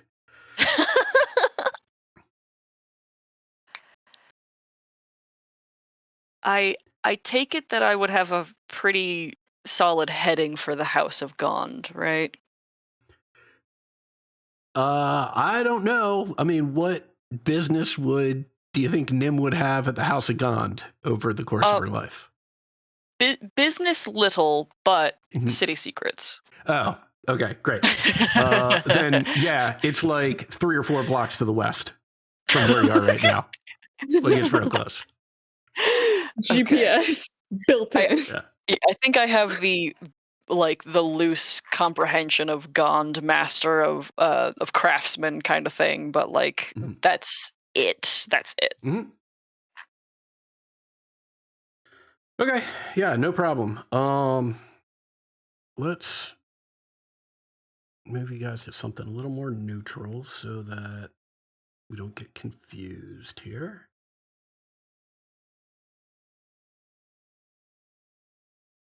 Oh boy, big map. Yeah, and we are, just so everyone knows, we are up in the C Ward.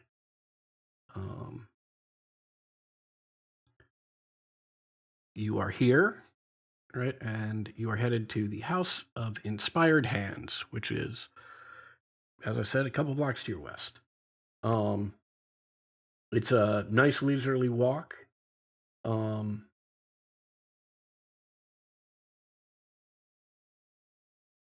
As you approach, you see what looks like a cross between a temple and a workshop. Like, particularly from afar, it looks sort of similar to not any other temple, but to sort of a generic religious building. As you approach, you can see, particularly on the ground floor, there are lots of spaces where there are lots of individuals engaged in lots of different crafting, both of standard and of some magical varieties. The symbol of Gond, uh, a toothed cog with 4 spokes, is displayed prominently in lots of places around the building. As you get a little closer,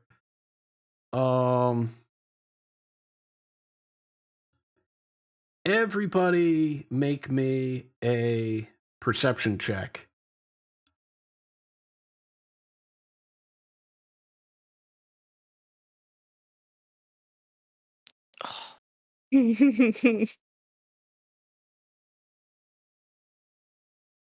All right.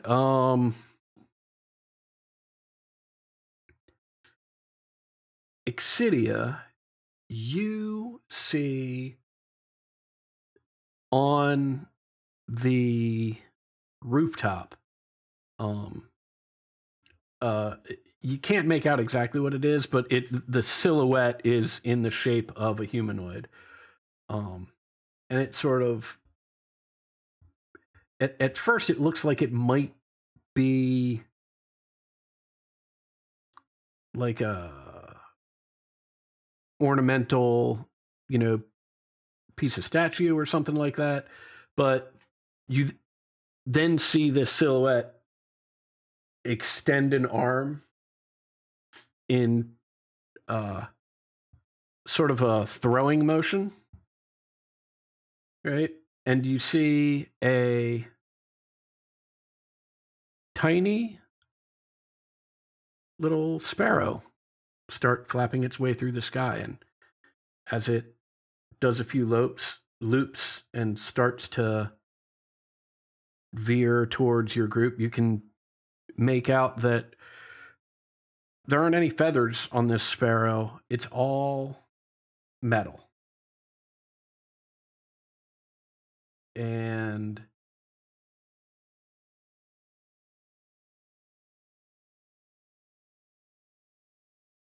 let's see. Roll me a d6, Tyler, and if you get a 6, just roll it again.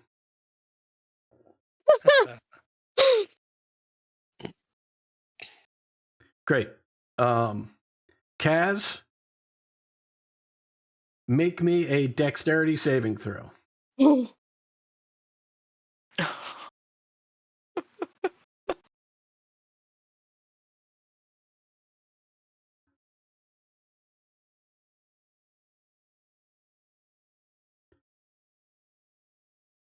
Yeah, you do your best to jump out of the way as this metal bird, after doing several loops and looking like it's flying drunk, it becomes locked on your position and just nosedives right towards you.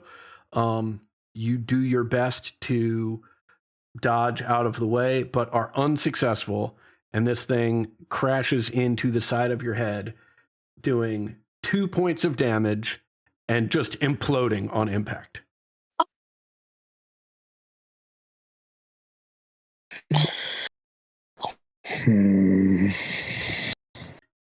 Exidia, you see this, whatever this thing was up on the roof, duck back in through either a door or a window and is gone. I will tell everyone what I saw. That figure on the roof. I thought they might have been sending a message, but apparently they were not. It's like we're being followed. That makes sense given our home was attacked last night.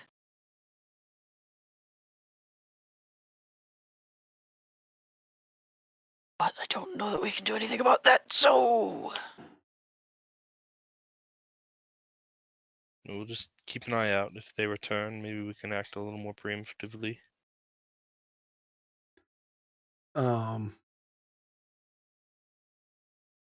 Great. So continuing on towards and into the temple, I presume? Mm-hmm. Great. As you do, you can see there are a set sort of centered at the front of the building, a set of 3 double doors that lead into a great hall. On either side of those double doors are individuals crafting all sorts of items. Most of them actually rather mundane. A lot of, chairs and wagon wheels, but there's just a lot of building that is going on everywhere. As you walk into the Great Hall, you can see there are like a dozen marble pedestals on either side of you. Each one has some invention or miniature model or some other amazing creation. Just to give you some flavor, there's a 4-foot tall working model of a clock tower that rings at the top of every hour. It's made of wood and iron and bronze and glass, with brass bells and delicate hands on the clock that are made from solid gold. There's a wood flying machine that has wings that will occasionally flap on their own, so the thing will levitate off of the pedestal and then gently land again.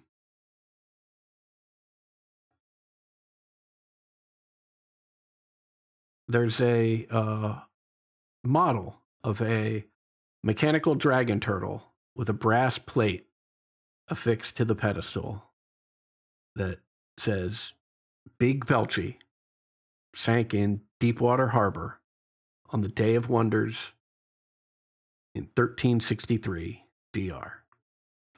And as you are working your way down this corridor flanked by the pedestals on either side and taking the objects in to whatever degree that you are a dragonborn with bronze scales begins walking towards you from the far end of the temple. She introduces herself. Hello, my name is Valletta. Welcome to the House of Inspired Hands. I am at your service. What may I help you with today?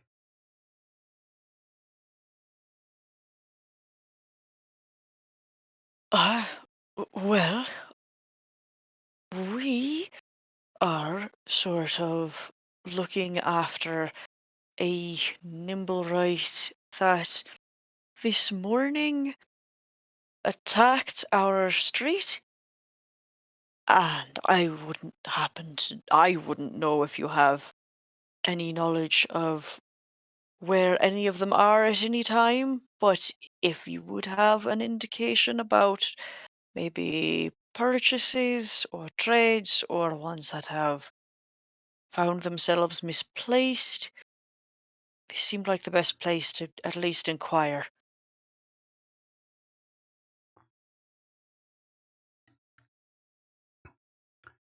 Well, we have a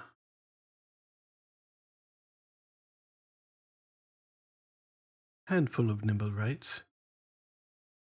Here, most serve no purpose other than to delight juvenile visitors. I know that there are a handful that are out and about in town, but to be quite honest, they don't make for very good servants or employees. Most people that have them either for the entertainment value of having an automaton around, or as a display of wealth. So I'm not sure that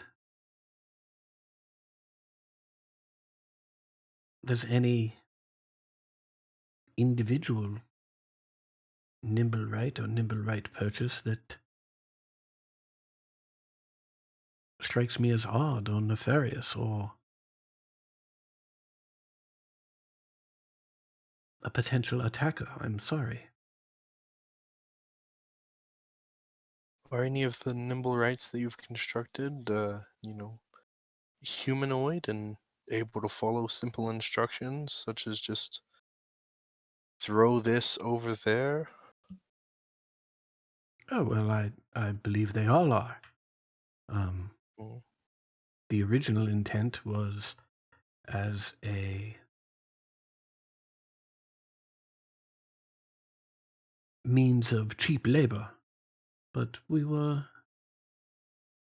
never quite able to get the cost down low enough. So instead, they've just become a curiosity and quite popular at the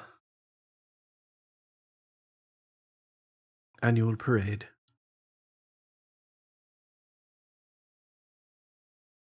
hmm How complex of instruction could you give if you said, if you see this person, throw this at them? Like, would that be possible? Or Oh, that would be possible.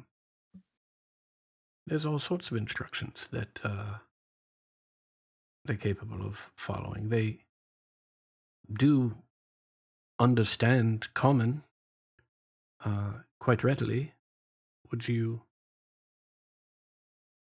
like me to show you?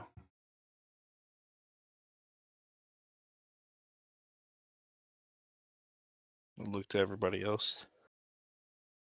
I don't see Yeah. why not. Yeah. Um, Valletta leads you back to the back of the temple and um, behind uh, a forge that apparently serves as the altar or an altar in this particular room. Um, as you wind back there, it takes on more of the standard sort of office feeling, and you wind through some narrow corridors with some rooms off of either side. As you get to a staircase in the back, you walk up, um, and as you're walking down the hall, um,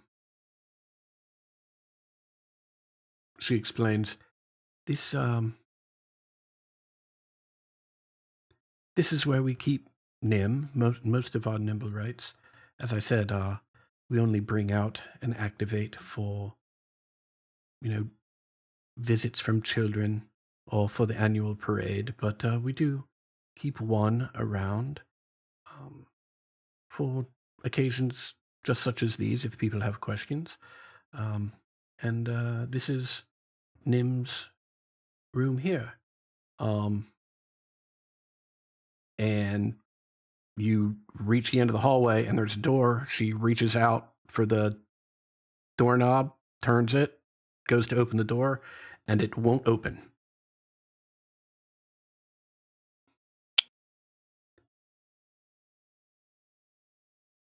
Oh well, Is something wrong? this is embarrassing. I wasn't aware there was even a lock on this door. Um, hold on one second. And she's Right. fumbling through some keys, and she tries a couple of them. Won't work. I believe I can open that for you if you'd like. Oh, well, yes, absolutely. Please. This will be very, very loud. And he makes a motion like he is yanking on a giant rope, and I will cast knock, which is Great. not populating for some goddamn reason. Um, There we go. Fantastic. Valletta, right? Literally the moment you start speaking and making the rope pulling gesture, right? She immediately puts her hands to her ears and turns her back to the door. Yeah, It's not going to explode. It's simply a loud noise. the door opens right up.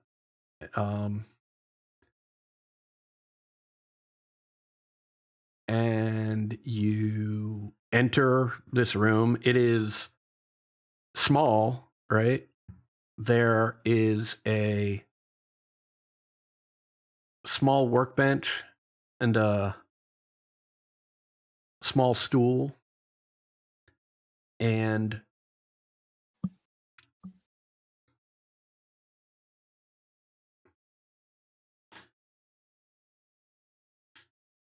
there's bits of wood and rope and cloth and various metal. Some of it like finished shaped pieces, and others just what looks like scrap metal. Literally all over the place, on the floor, on shelves, hanging from the ceiling, right? And that's about it.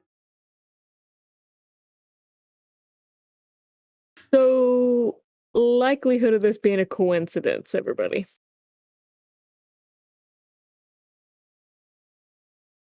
What's that exactly? Not, not, not looking good. Not looking good. So, it's usually only in here. I'll look at Valletta. Oh. It's in here. Nim, you come out of this instant. Hey, Oh. hey! Oh, I'm sorry? I think the bot is also named Nim. Our friend here is named Nim. Oh, apologies. I'm so sorry. No, our Nimblewright is named Nim. It's an unfortunate coincidence. Oh, great. Love to hear that.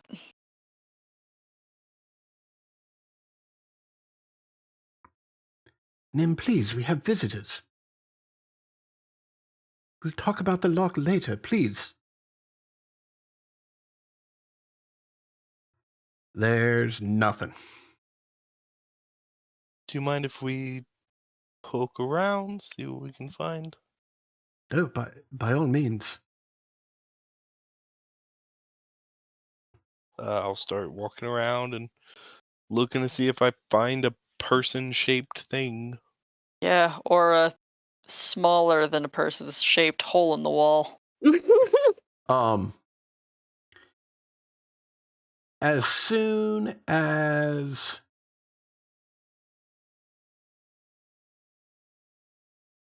you guys start poking around,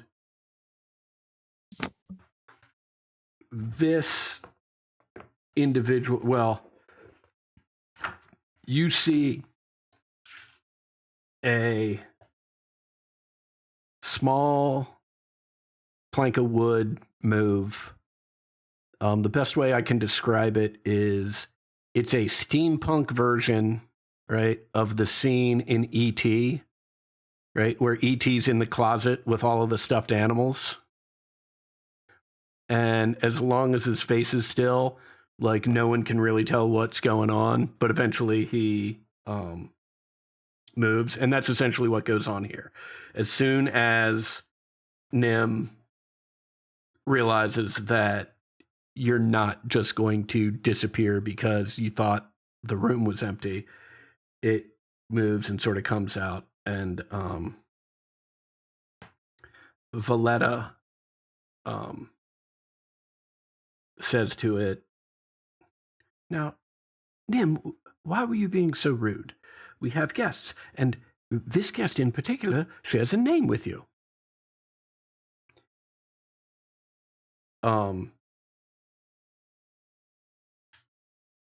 Nim doesn't speak, but makes hand gestures to Valletta that she then vocalizes. He says he didn't mean to be rude.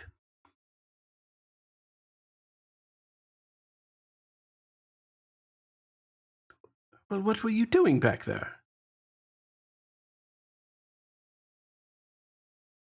More hand gestures. You didn't want to be bothered. Well, look, this won't take any time at all. Just answer some questions from these nice people, and then you can go back to hiding in the corner or whatever it is you like doing.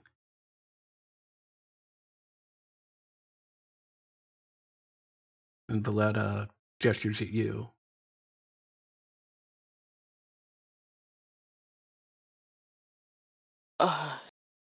So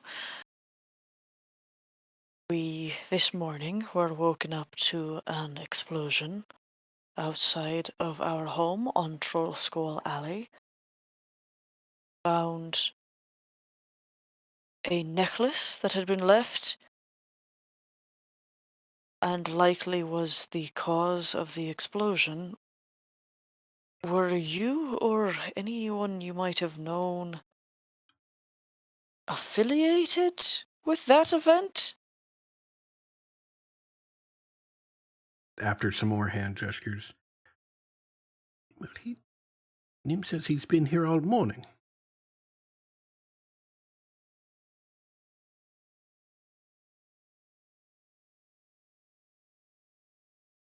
That's something. I don't even know what sort of questions we can ask. I'll look at everyone else. There's some more hand gestures, and then Kaz to you.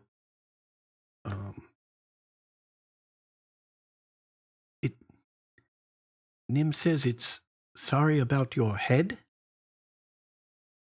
Oh.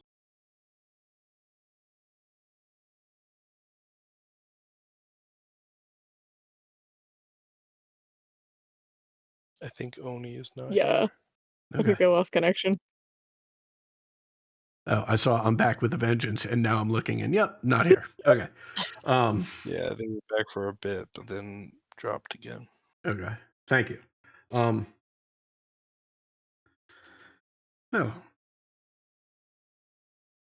Nim, I don't think you answered Nim's question fully. They asked if you or anyone you know might have done so, but... And you said you were here all morning. Is that a complete answer?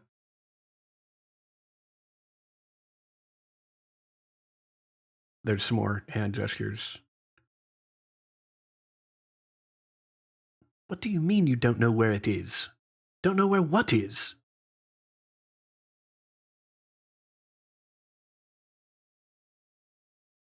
And now the two of them, in what is a great joy for me, are having a furious conversation.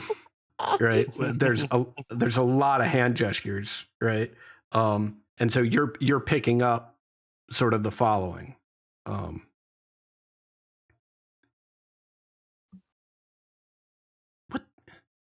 do you mean you're lonely?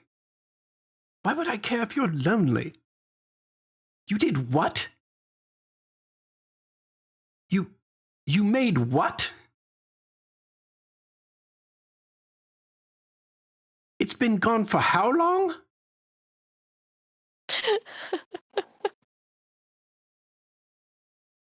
Valletta pulls a stone out and just says, yes, I'll need some strong individuals up in the Nimble Rights quarters. We've got a lot of tools and supplies to move. I'm sorry. Could you please enlighten us? Well, seems our friend Nim up here has gotten lonely, and in its loneliness, it built another Nimblewright. Okay. But you know what they say about a copy of a copy. And this one was Shake my head. clearly wonky and took off a month ago.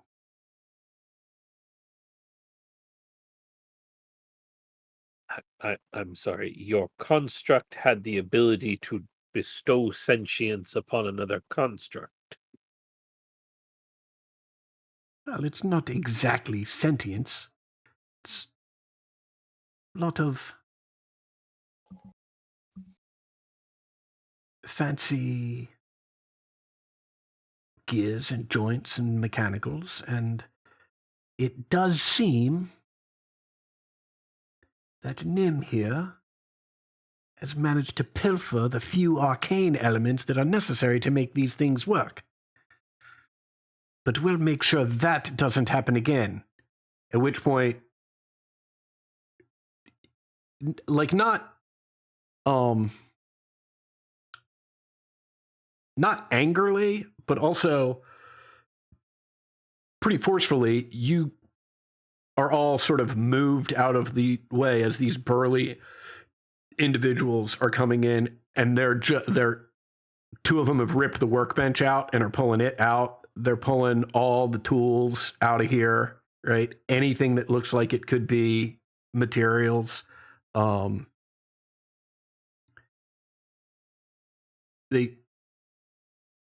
You see Exidia and Kaz, you see Nim, the nimble, right, is clearly trying to hold on to something, right? And two of these individuals just walk right up, pry its arms apart, and what it was holding on to is Exidia, you in particular, recognize it immediately. It's one of those metal birds that flew out and attacked Kaz. Well, the good news is we'll have no more trouble out of this one.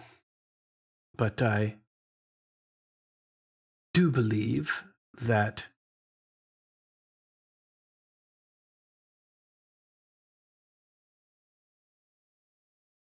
we owe you some effort in trying to find this one that escaped.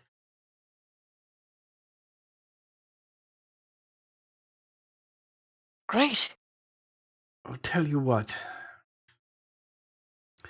Give me some time to talk to the other priests here and see if we can't put something together to make it a little easier for you to find this thing. And when you do us all a favor and destroy it.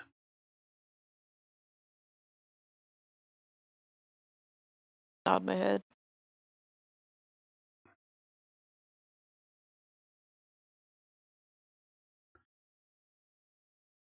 Well,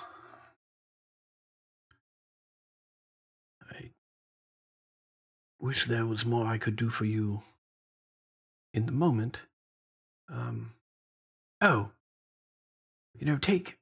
Take this. And she holds in her hand a sending stone and just says, I'll summon you when we've got a way to locate this creature. I'm gonna hand this stone to Corsonus.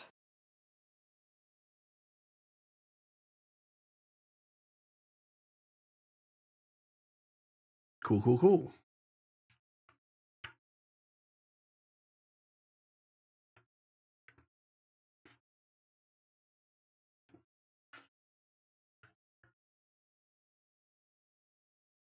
What is the plan now?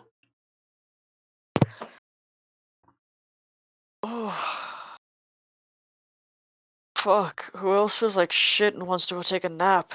Yeah, real bad. Is feeling like shit a prerequisite for getting to take a nap? No. Wonderful.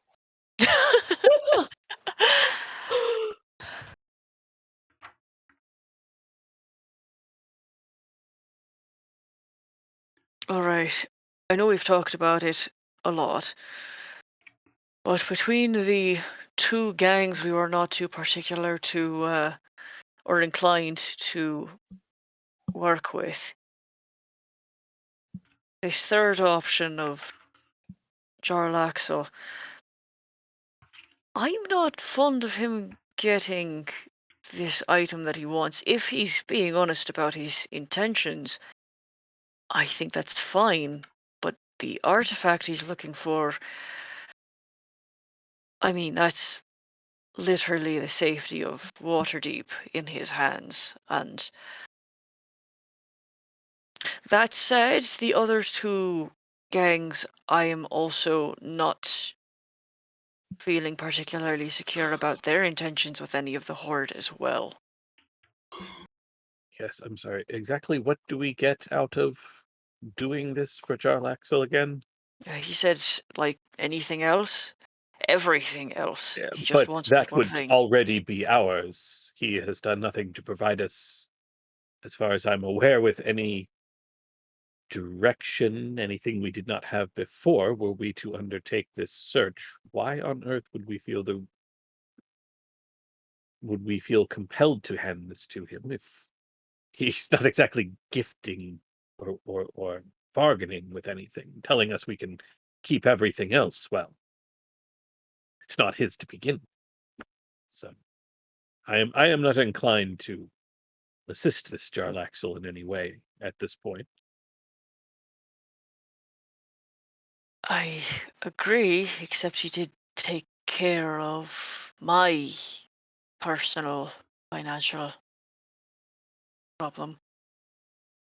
And I don't think that's going to come free. Perhaps, but depending on what we find, that may be something we could have done anyway.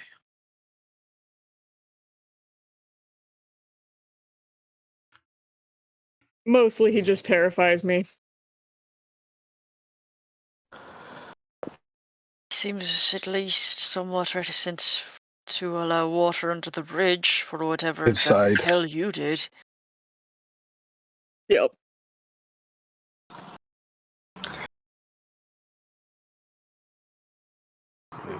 Uh, yeah, I'd rather be with John Laxell than the people that have re-imprisoned my brother into a fight ring every night. I think I'd rather be on that side. Oh yes, no, don't get me wrong. The Zentarum is awful, and I have no real desire to side with the other one, the eyeball one. I forget what their name was. Xanathar. Yeah, Yes, the Xanathar's Guild. I know we have already been caught between two. I am saying that it seems now that we are caught between three, as we have no real reason to trust this Jarlaxle fellow. we have no reason to trust any of them. Agreed. I have never once expressed that I might trust the other two. So. Right. And we still don't know where the stone is. We can only shake down Neverember so many times. Yes, well, And we've been shook down this many times. I just like wiggles his fingers in the past week because of him. yes. I believe that we are going to have to take a more forceful tact with Neverem. What are you saying? Yeah, how do you suggest that? I think we should have another conversation with him, and we should make it very clear that as the threats to our well-being grow, the less that we are capable of defending him. I'm not suggesting that we beat it out of him. On the other hand, making it clear that our safety is his safety and our safety is being compromised. He is the only one that could potentially tell us where it is. I There feel, has to be some way that we can find to make him understand. I don't I don't feel like that line of reason would work for that one. Perhaps I'm not being clear enough. We have no other choice. Right, we're There sort is of either dead no now one or dead in this later. city who can tell us where it is except him. Okay, let's go see. He's just gonna tell us where it is, right? And we're gonna find out. Or more Uh, appropriately, we're probably just going to, if he even has the ability to access the entirety of it, snoop around the Never Ember estate, because that actually might lead somewhere that he's not seen yet. That might get us farther than. We snoop with his permission, that's better than snooping without.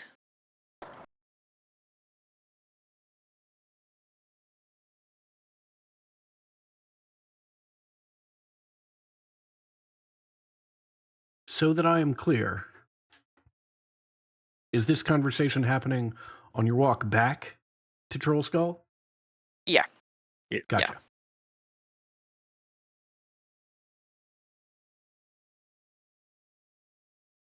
I kind of just stop wherever we may be and just say, If we are to go try to speak to Never Ember, we should do that now before we make it all the way back home and then have to double back.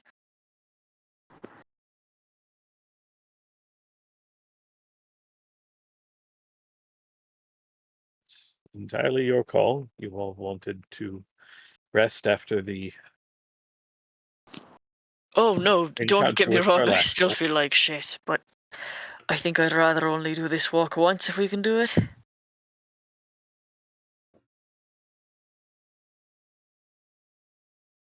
Sounds good to me. I appreciate you postponing your nap for this.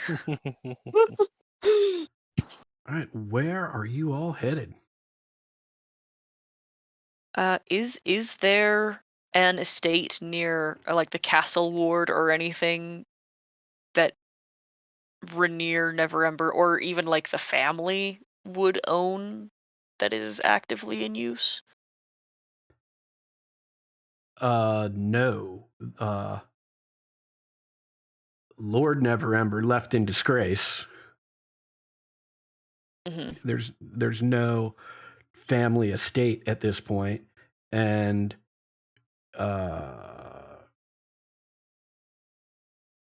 even with the city secrets, I don't know that you'd know where Rainier's living, because I don't know that it's that long-standing a location. Okay. Yeah, Head that's to the reasonable. yawning portal and look there. We could try there. Well, Check that's in where. with Floon or Volo. They might know. Right, but I think that still leads us into the same point of where the fuck are we gonna find them?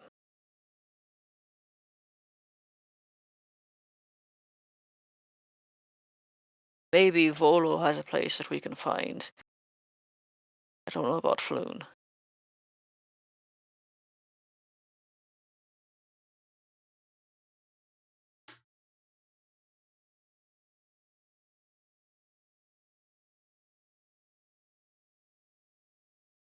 Piety, any thought? Nope. Great. Yep.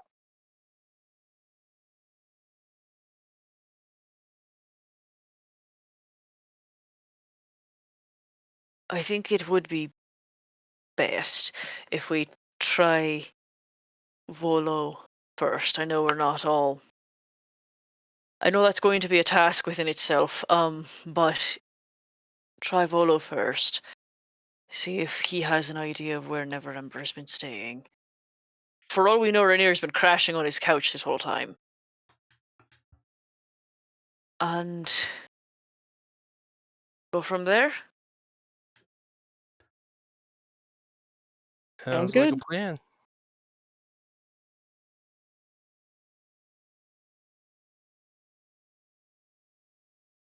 So we're Does heading to Volo the have a house? Yeah. yeah.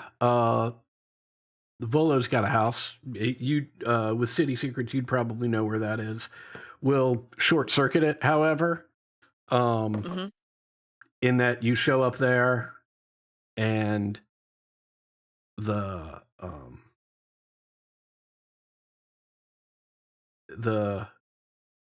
you can't see me doing it, but all the air quotes guard, right? When you ask for Volo, just sort of chuckles and is like, I checked the yawning portal.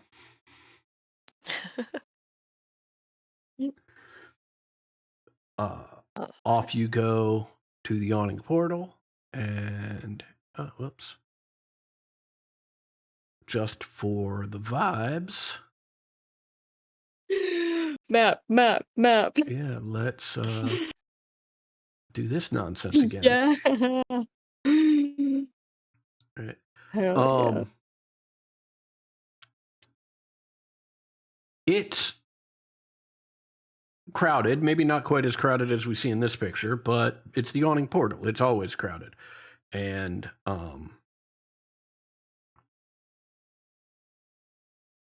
it's probably at this point, I don't know, mid-afternoon, we'll say. And there are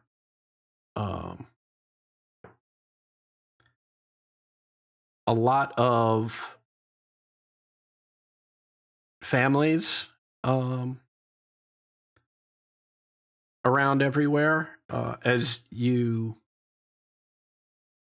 fully enter into the yawning portal, you hear three things. The first is just the general murmur of a crowded restaurant / bar. There is sort of general noise coming from all directions. The second thing you hear is a piercing shriek, high-pitched shriek, coming from somewhere in the pit, right? And you can see that this pulley system, the platform is lowered into the pit at this point, and there's shrieking coming from it. And a couple people are frantically pulling on the rope to get it back up. And then in between the shrieks, as whoever is doing the shrieking is catching their breath, you hear a booming voice that you're all too familiar with.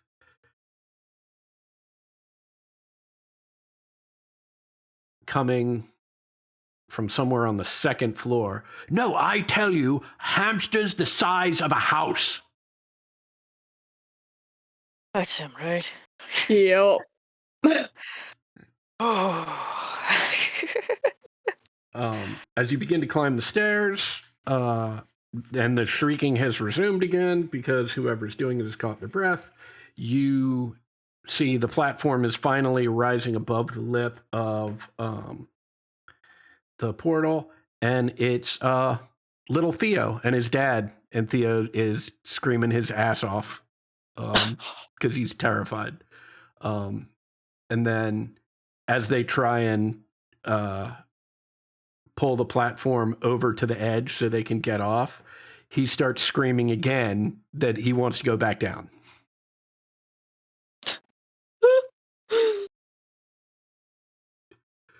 And yeah, as you climb up to the second floor, at a bar, sort of in the back corner of the second floor.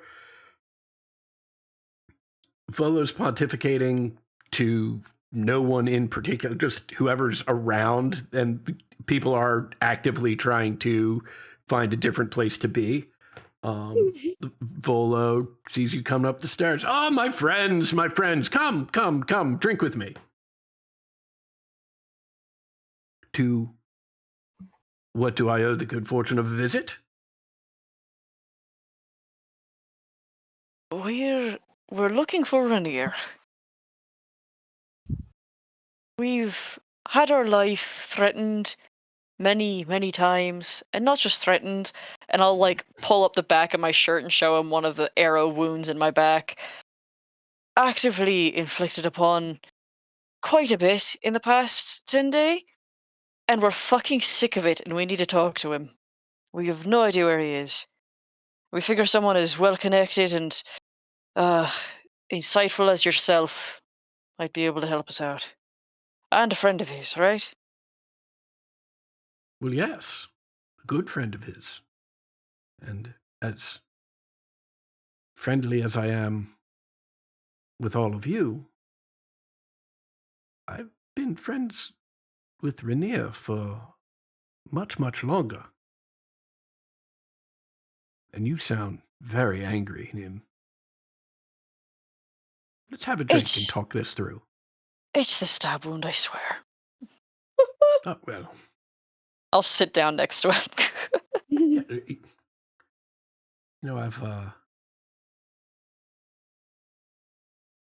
I know just a thing for that. Let me send somebody back to my office, away from my office. And he chuckles and he whispers into a waiter's ear, and you can see the waiter just rolling his eyes. So, like, all right, man, and just wanders off. So, tell me about all the trouble you've been getting into. It sounds exciting.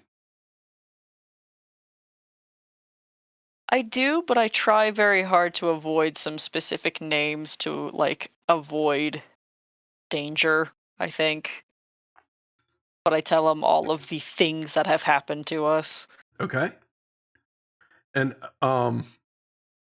names that we're avoiding are who? I think I want to primarily avoid the Caslantiers because he's the one who got us in with them in the first place, and Okay. us being there causing them trouble is not great. So okay. But Xanathar, the Zentarum, I think that's fine. Jarlaxle, all of that's coming out. I'm gonna give Piety some like a look when Jarlaxle comes up and before saying the name and kind of wait for them to give me a Yeah. okay. Yeah, she'll shrug and nod, like, yeah, fuck it, go for it. Yeah, sure, yep.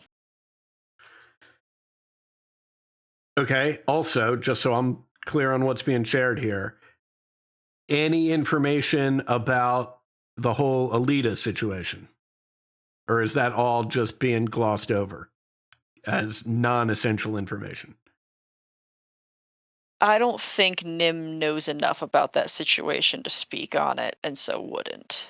Okay. But if Piety will there you go. sprinkle in, yeah, when we get on that topic, Piety will be like, by the way, this guy fucking killed me one time.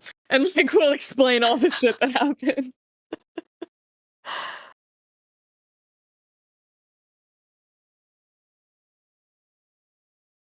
It's y'all haven't known Volo for very long. But in the short time that you have known him, this is the first time you've seen him silent for any extended period of time, particularly when there is a gap in the conversation that he could very easily be filling. He makes a couple gestures as if he were going to begin to speak, and then abruptly stops. He does that again. He takes a long pull off of whatever he's drinking, scratches his chin a little bit, pulls out a pipe and packs some tobacco in it and lights it, which at this point seems pretty obvious that he is stalling. He's pretty stumped. He takes a big pull off of the pipe and leans his head back and blows some smoke rings into the air. Well, it certainly sounds like you all have stepped in it. That's an So, understatement. Well, I mean, first thing, it kind of stepped in us, I think. Like I'll go so far as to say you grabbed our ankle and put it in for us. Thank you, actually. And I'll drink.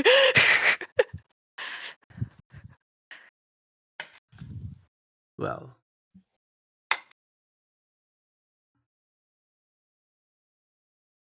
let's just say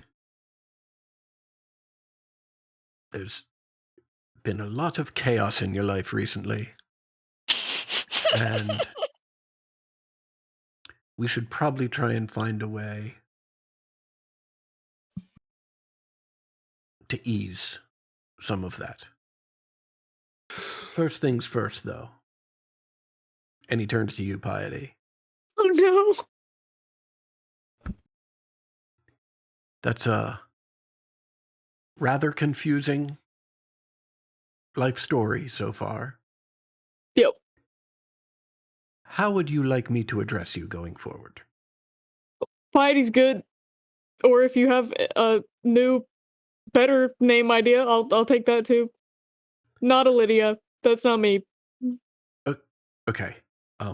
Piety it is. Soliciting new name ideas from people is a little weird. But if I come up with one, I will certainly let you know, but it will be Piety for the time being. Perfect. Now, I will certainly do what I can to help you, as I don't know that I put myself nearly as much to blame as you do, Nim, but let's just say I can see how I may have pushed the first and maybe even the second domino over in this chain of events. Now, what is it that you would like from Rainier?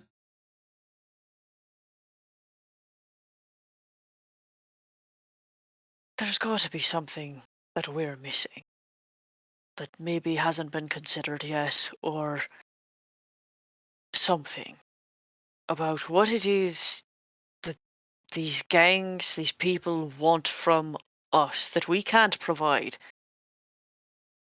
Maybe if there's more he can say, or access to places we can't get into. We can look around ourselves or puzzle something out with him.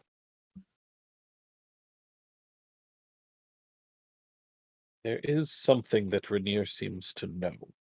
Every time we have spoken on the subject, he has been cagey, elusive, not dishonest, mind you, simply perhaps afraid. But we cannot resolve this situation without Rainier's help.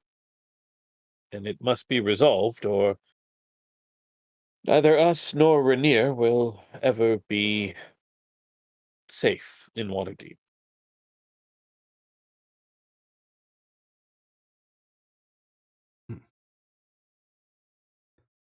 I see. So,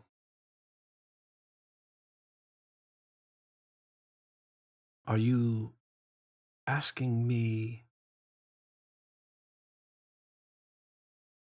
to turn him over to you? Are you asking me to intercede on your behalf? What exactly are you asking me? Do you know where he's staying so we can speak with him?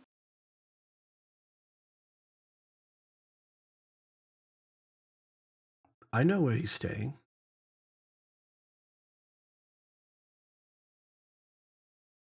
Do you tell us?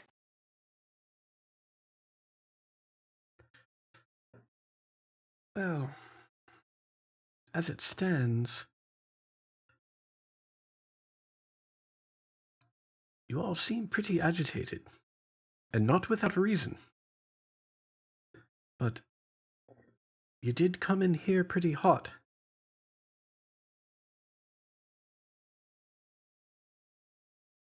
And Rainier is a dear old friend.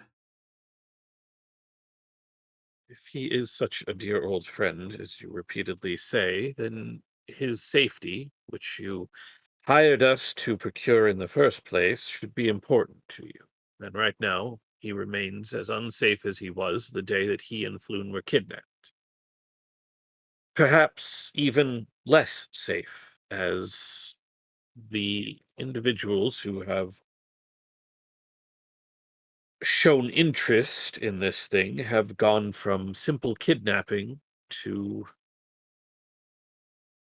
extortion to infiltration to all sorts of other things that are far less kind than what was done to Rainier to begin with. Yes, we came in here, we were hot and angry, but not at Rainier.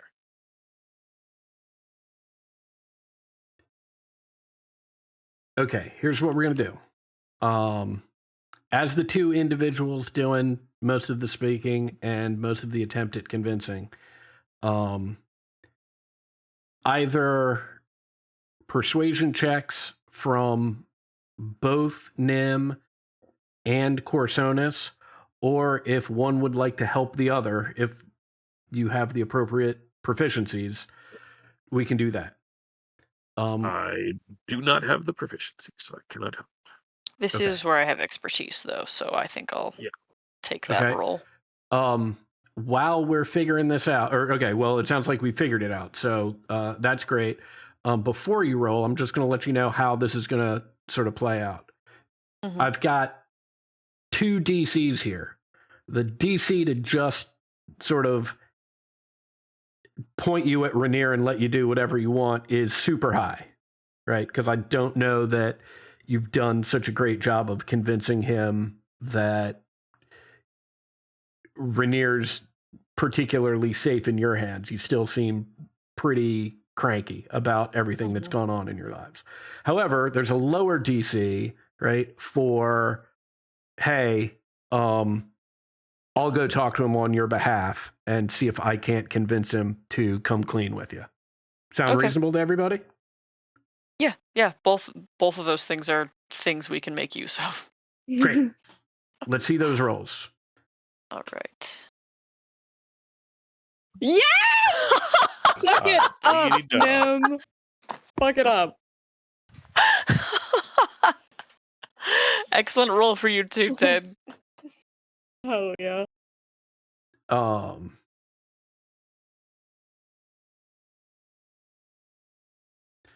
Yeah.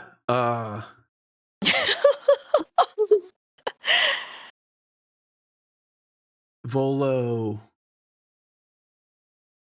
considers what you've just said, Corsonis, and finishes off his drink, takes a big pull from his pipe again, leans his head back leisurely, blows some smoke rings up into the air, slowly stands up, and starts heading towards the stairs going down.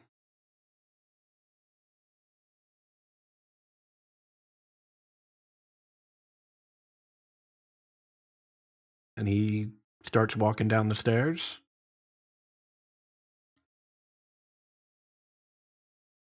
And he disappears from view for a moment. Then he walks back up and just screams across the bar, "Well, are you coming?" Oh, we're Yeah. following. Yep. Yeah.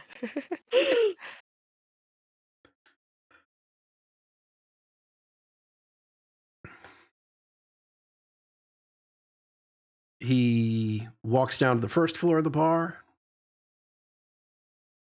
walks through the crowd into the back.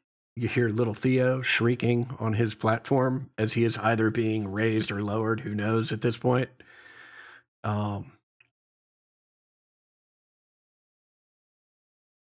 He takes you into the back. You're weaving through some hallways back there. He opens a door to what looks like sort of a combination like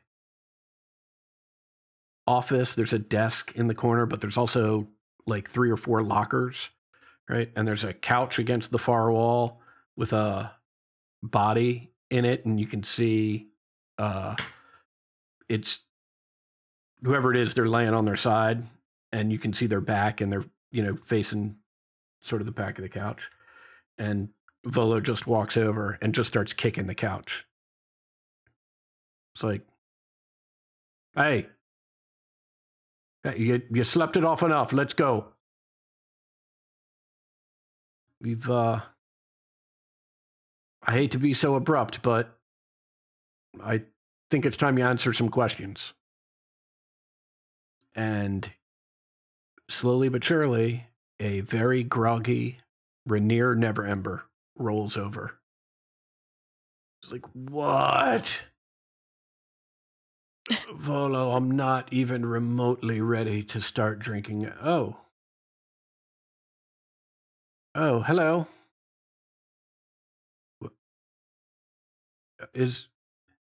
No, I can't do a pub crawl. I just can't.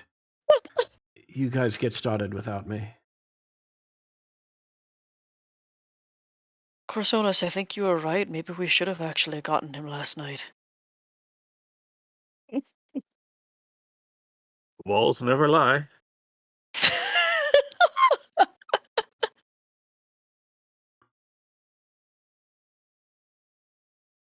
Hey, so we took a few arrows, swords, and frustrating interrogations, and a fireball for you in the past couple of days.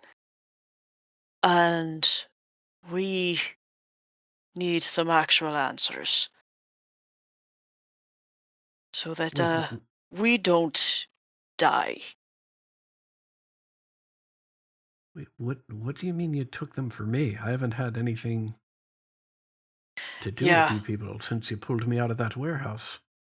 that's sort of the issue actually, is that because we helped you, Xanathar's Guild and the Zentarum and a fellow by the name of Jarl Axel all think we know where the Stone of Galeer is and have threatened us, our families, and inflicted physical harm upon us trying to get that. I realize, you were nearly kidnapped and your friend was and held prisoner,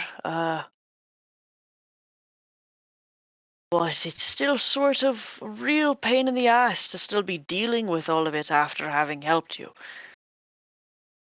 We're not even interested in actually having the stone, we just want to not have to worry about it anymore.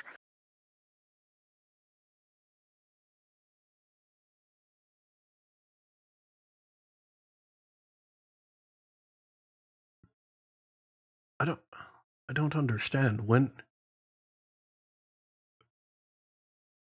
did you get stabbed and what about a fireball? Oh, yesterday and this morning. while you have been hiding away in various parts of the city, the entities who have taken you have continued to seek the thing. And given that we rescued your friend, given that we rescued, air quotes, you, they are inclined to believe that we still are their best option for finding it. You can see the situation that this puts us in, that you have put us in. We have spoken a few times, and you have told us that you have no idea where this stone is, but you have been holding back, and I think it is best at this point if that comes to an end for all our sakes. Once this is done and dealt with, you will not have to hide in basements anymore for fear of Xanathars or the Zentarum coming for you.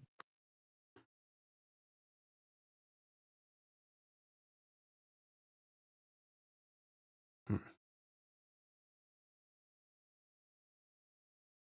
Well, you say I put you into this?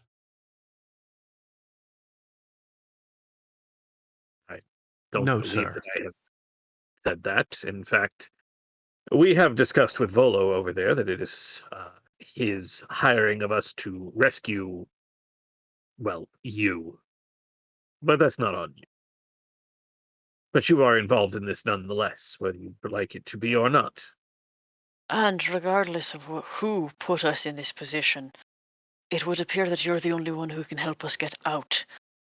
So we're asking for help. Help us help you.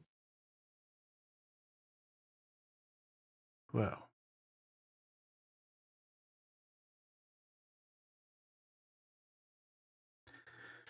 you've been involved in this jackpot for what, a couple of 10 day, a month maybe? And already you're ready to crack. My father put me in this jackpot the day he stole those dragons. And I've been in it ever since. I had hoped that when the Lords of Waterdeep ousted my father, this long dark shadow would finally be gone for good. The truth is, I want nothing to do with him, and I want nothing to do with that bloody stone. But his spies, they hound me. One of them, a gnome named Dalakar, he'd been watching me for months. Then, about 10 days ago, suddenly nowhere to be seen. My father didn't trust many people, but he trusted that gnome. I got nervous, so I spoke with a few of Dalakar's friends, and apparently he was on a special mission to retrieve the Stone of Galore, and was afraid that the Zentarum and the Xanathar Guild were close to catching him. When he heard about my kidnapping, he wanted more information about the adventurers who had rescued me. I think Dalakar was planning to pay you all a visit to deliver this Stone of Gondor, or Stone of Galore, so that you could then deliver it to my father. Now, But no, you say. yes, You are you familiar with this gnome? You have seen him? I'm familiar enough with him that I was able to speak with his friends after he disappeared.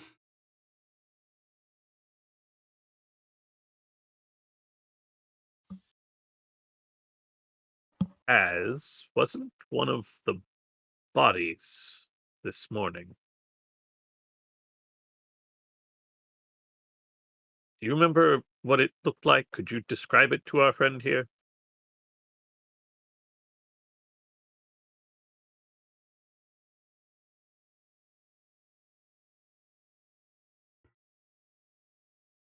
If you are describing something, Oni, you are muted. Oh God. Yeah. I didn't really catch that much detail. It was just. It was just a human male, just a regular guy. If I remember correctly, I think I wrote it down really quickly. Well, I mean, you did see a human male, but you also saw a gnome, and I think Yeah. I think they're asking about the wrote about the gnome dry at this point. slugs. Okay. Yeah. Huh. Good. I mean, I don't. Doesn't sound like enough information for me to make any sort of identification. But what do you mean a body? We told you there was an attack. A fireball that Right, you Just- told me that you were attacked with a fireball. You didn't tell me that there was bodies involved, that other people had died. Some 8 or 10. He looks very distraught. And I mean, he looked like shit to begin with, but he looks pretty upset.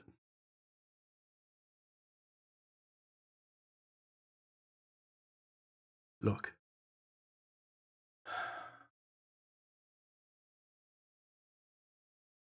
I did the best I could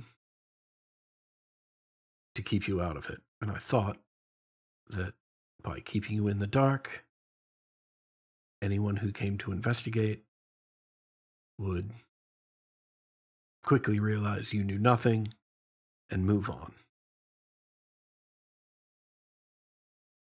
I am truly sorry that that has not been the case.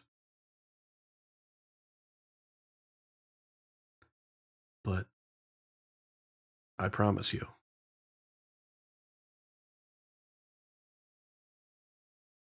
you now know what I know. And I hope that you find this stone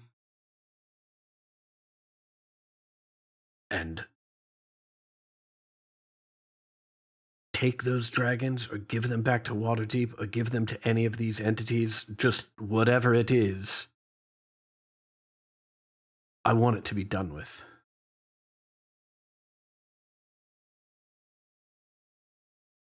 I can't have this hanging over my head anymore.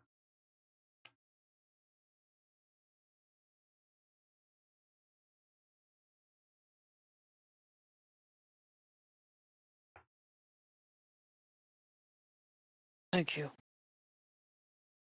Might actually be able to do something now.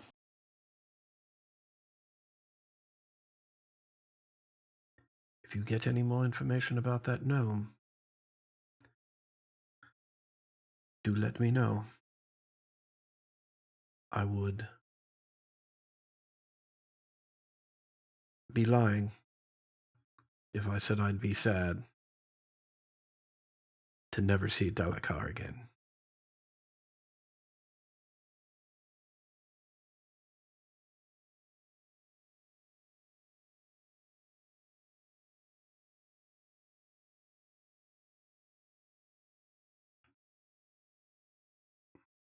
I'll make to leave.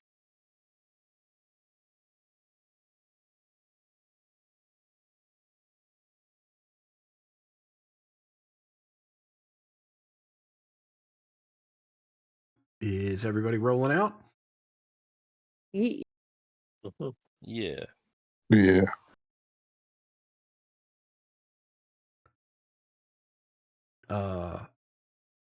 Volo will follow you out, and whoever's sort of last in line amongst the group, he will clap you on the back, say, well, I hope That information is what you were looking for. And you know where to find me if you need anything. And he takes a deep bow and, oh, almost forgot. Reaches into his pocket. Was handed this from my waitstaff friend as you were interrogating Rainier. Nim, for your wounds. And he hands you a little jar. I'll unscrew it and sniff it. It reeks. It Oh, fuck. smells awful.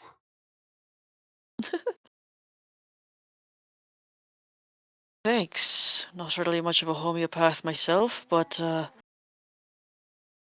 give it a shot.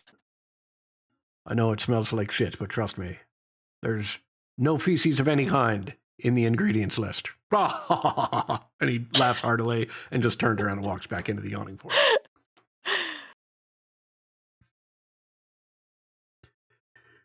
Where to, gang?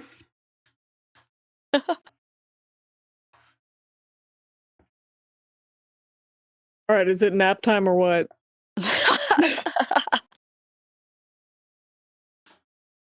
I think my next active suggestion would be that we try to meet up with the investigators and see if we would be able to be in on any speak with deads or any information provided therein, or give them more information about the gnome. So if he hasn't been spoken with yet, if we can get more info from that guy, Okay. give them better questions to ask.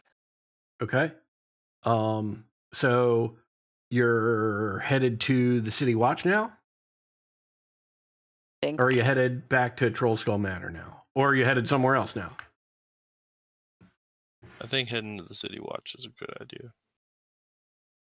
If we can confirm that that gnome was that guy, that could do us good. Okay. Fantastic. Let us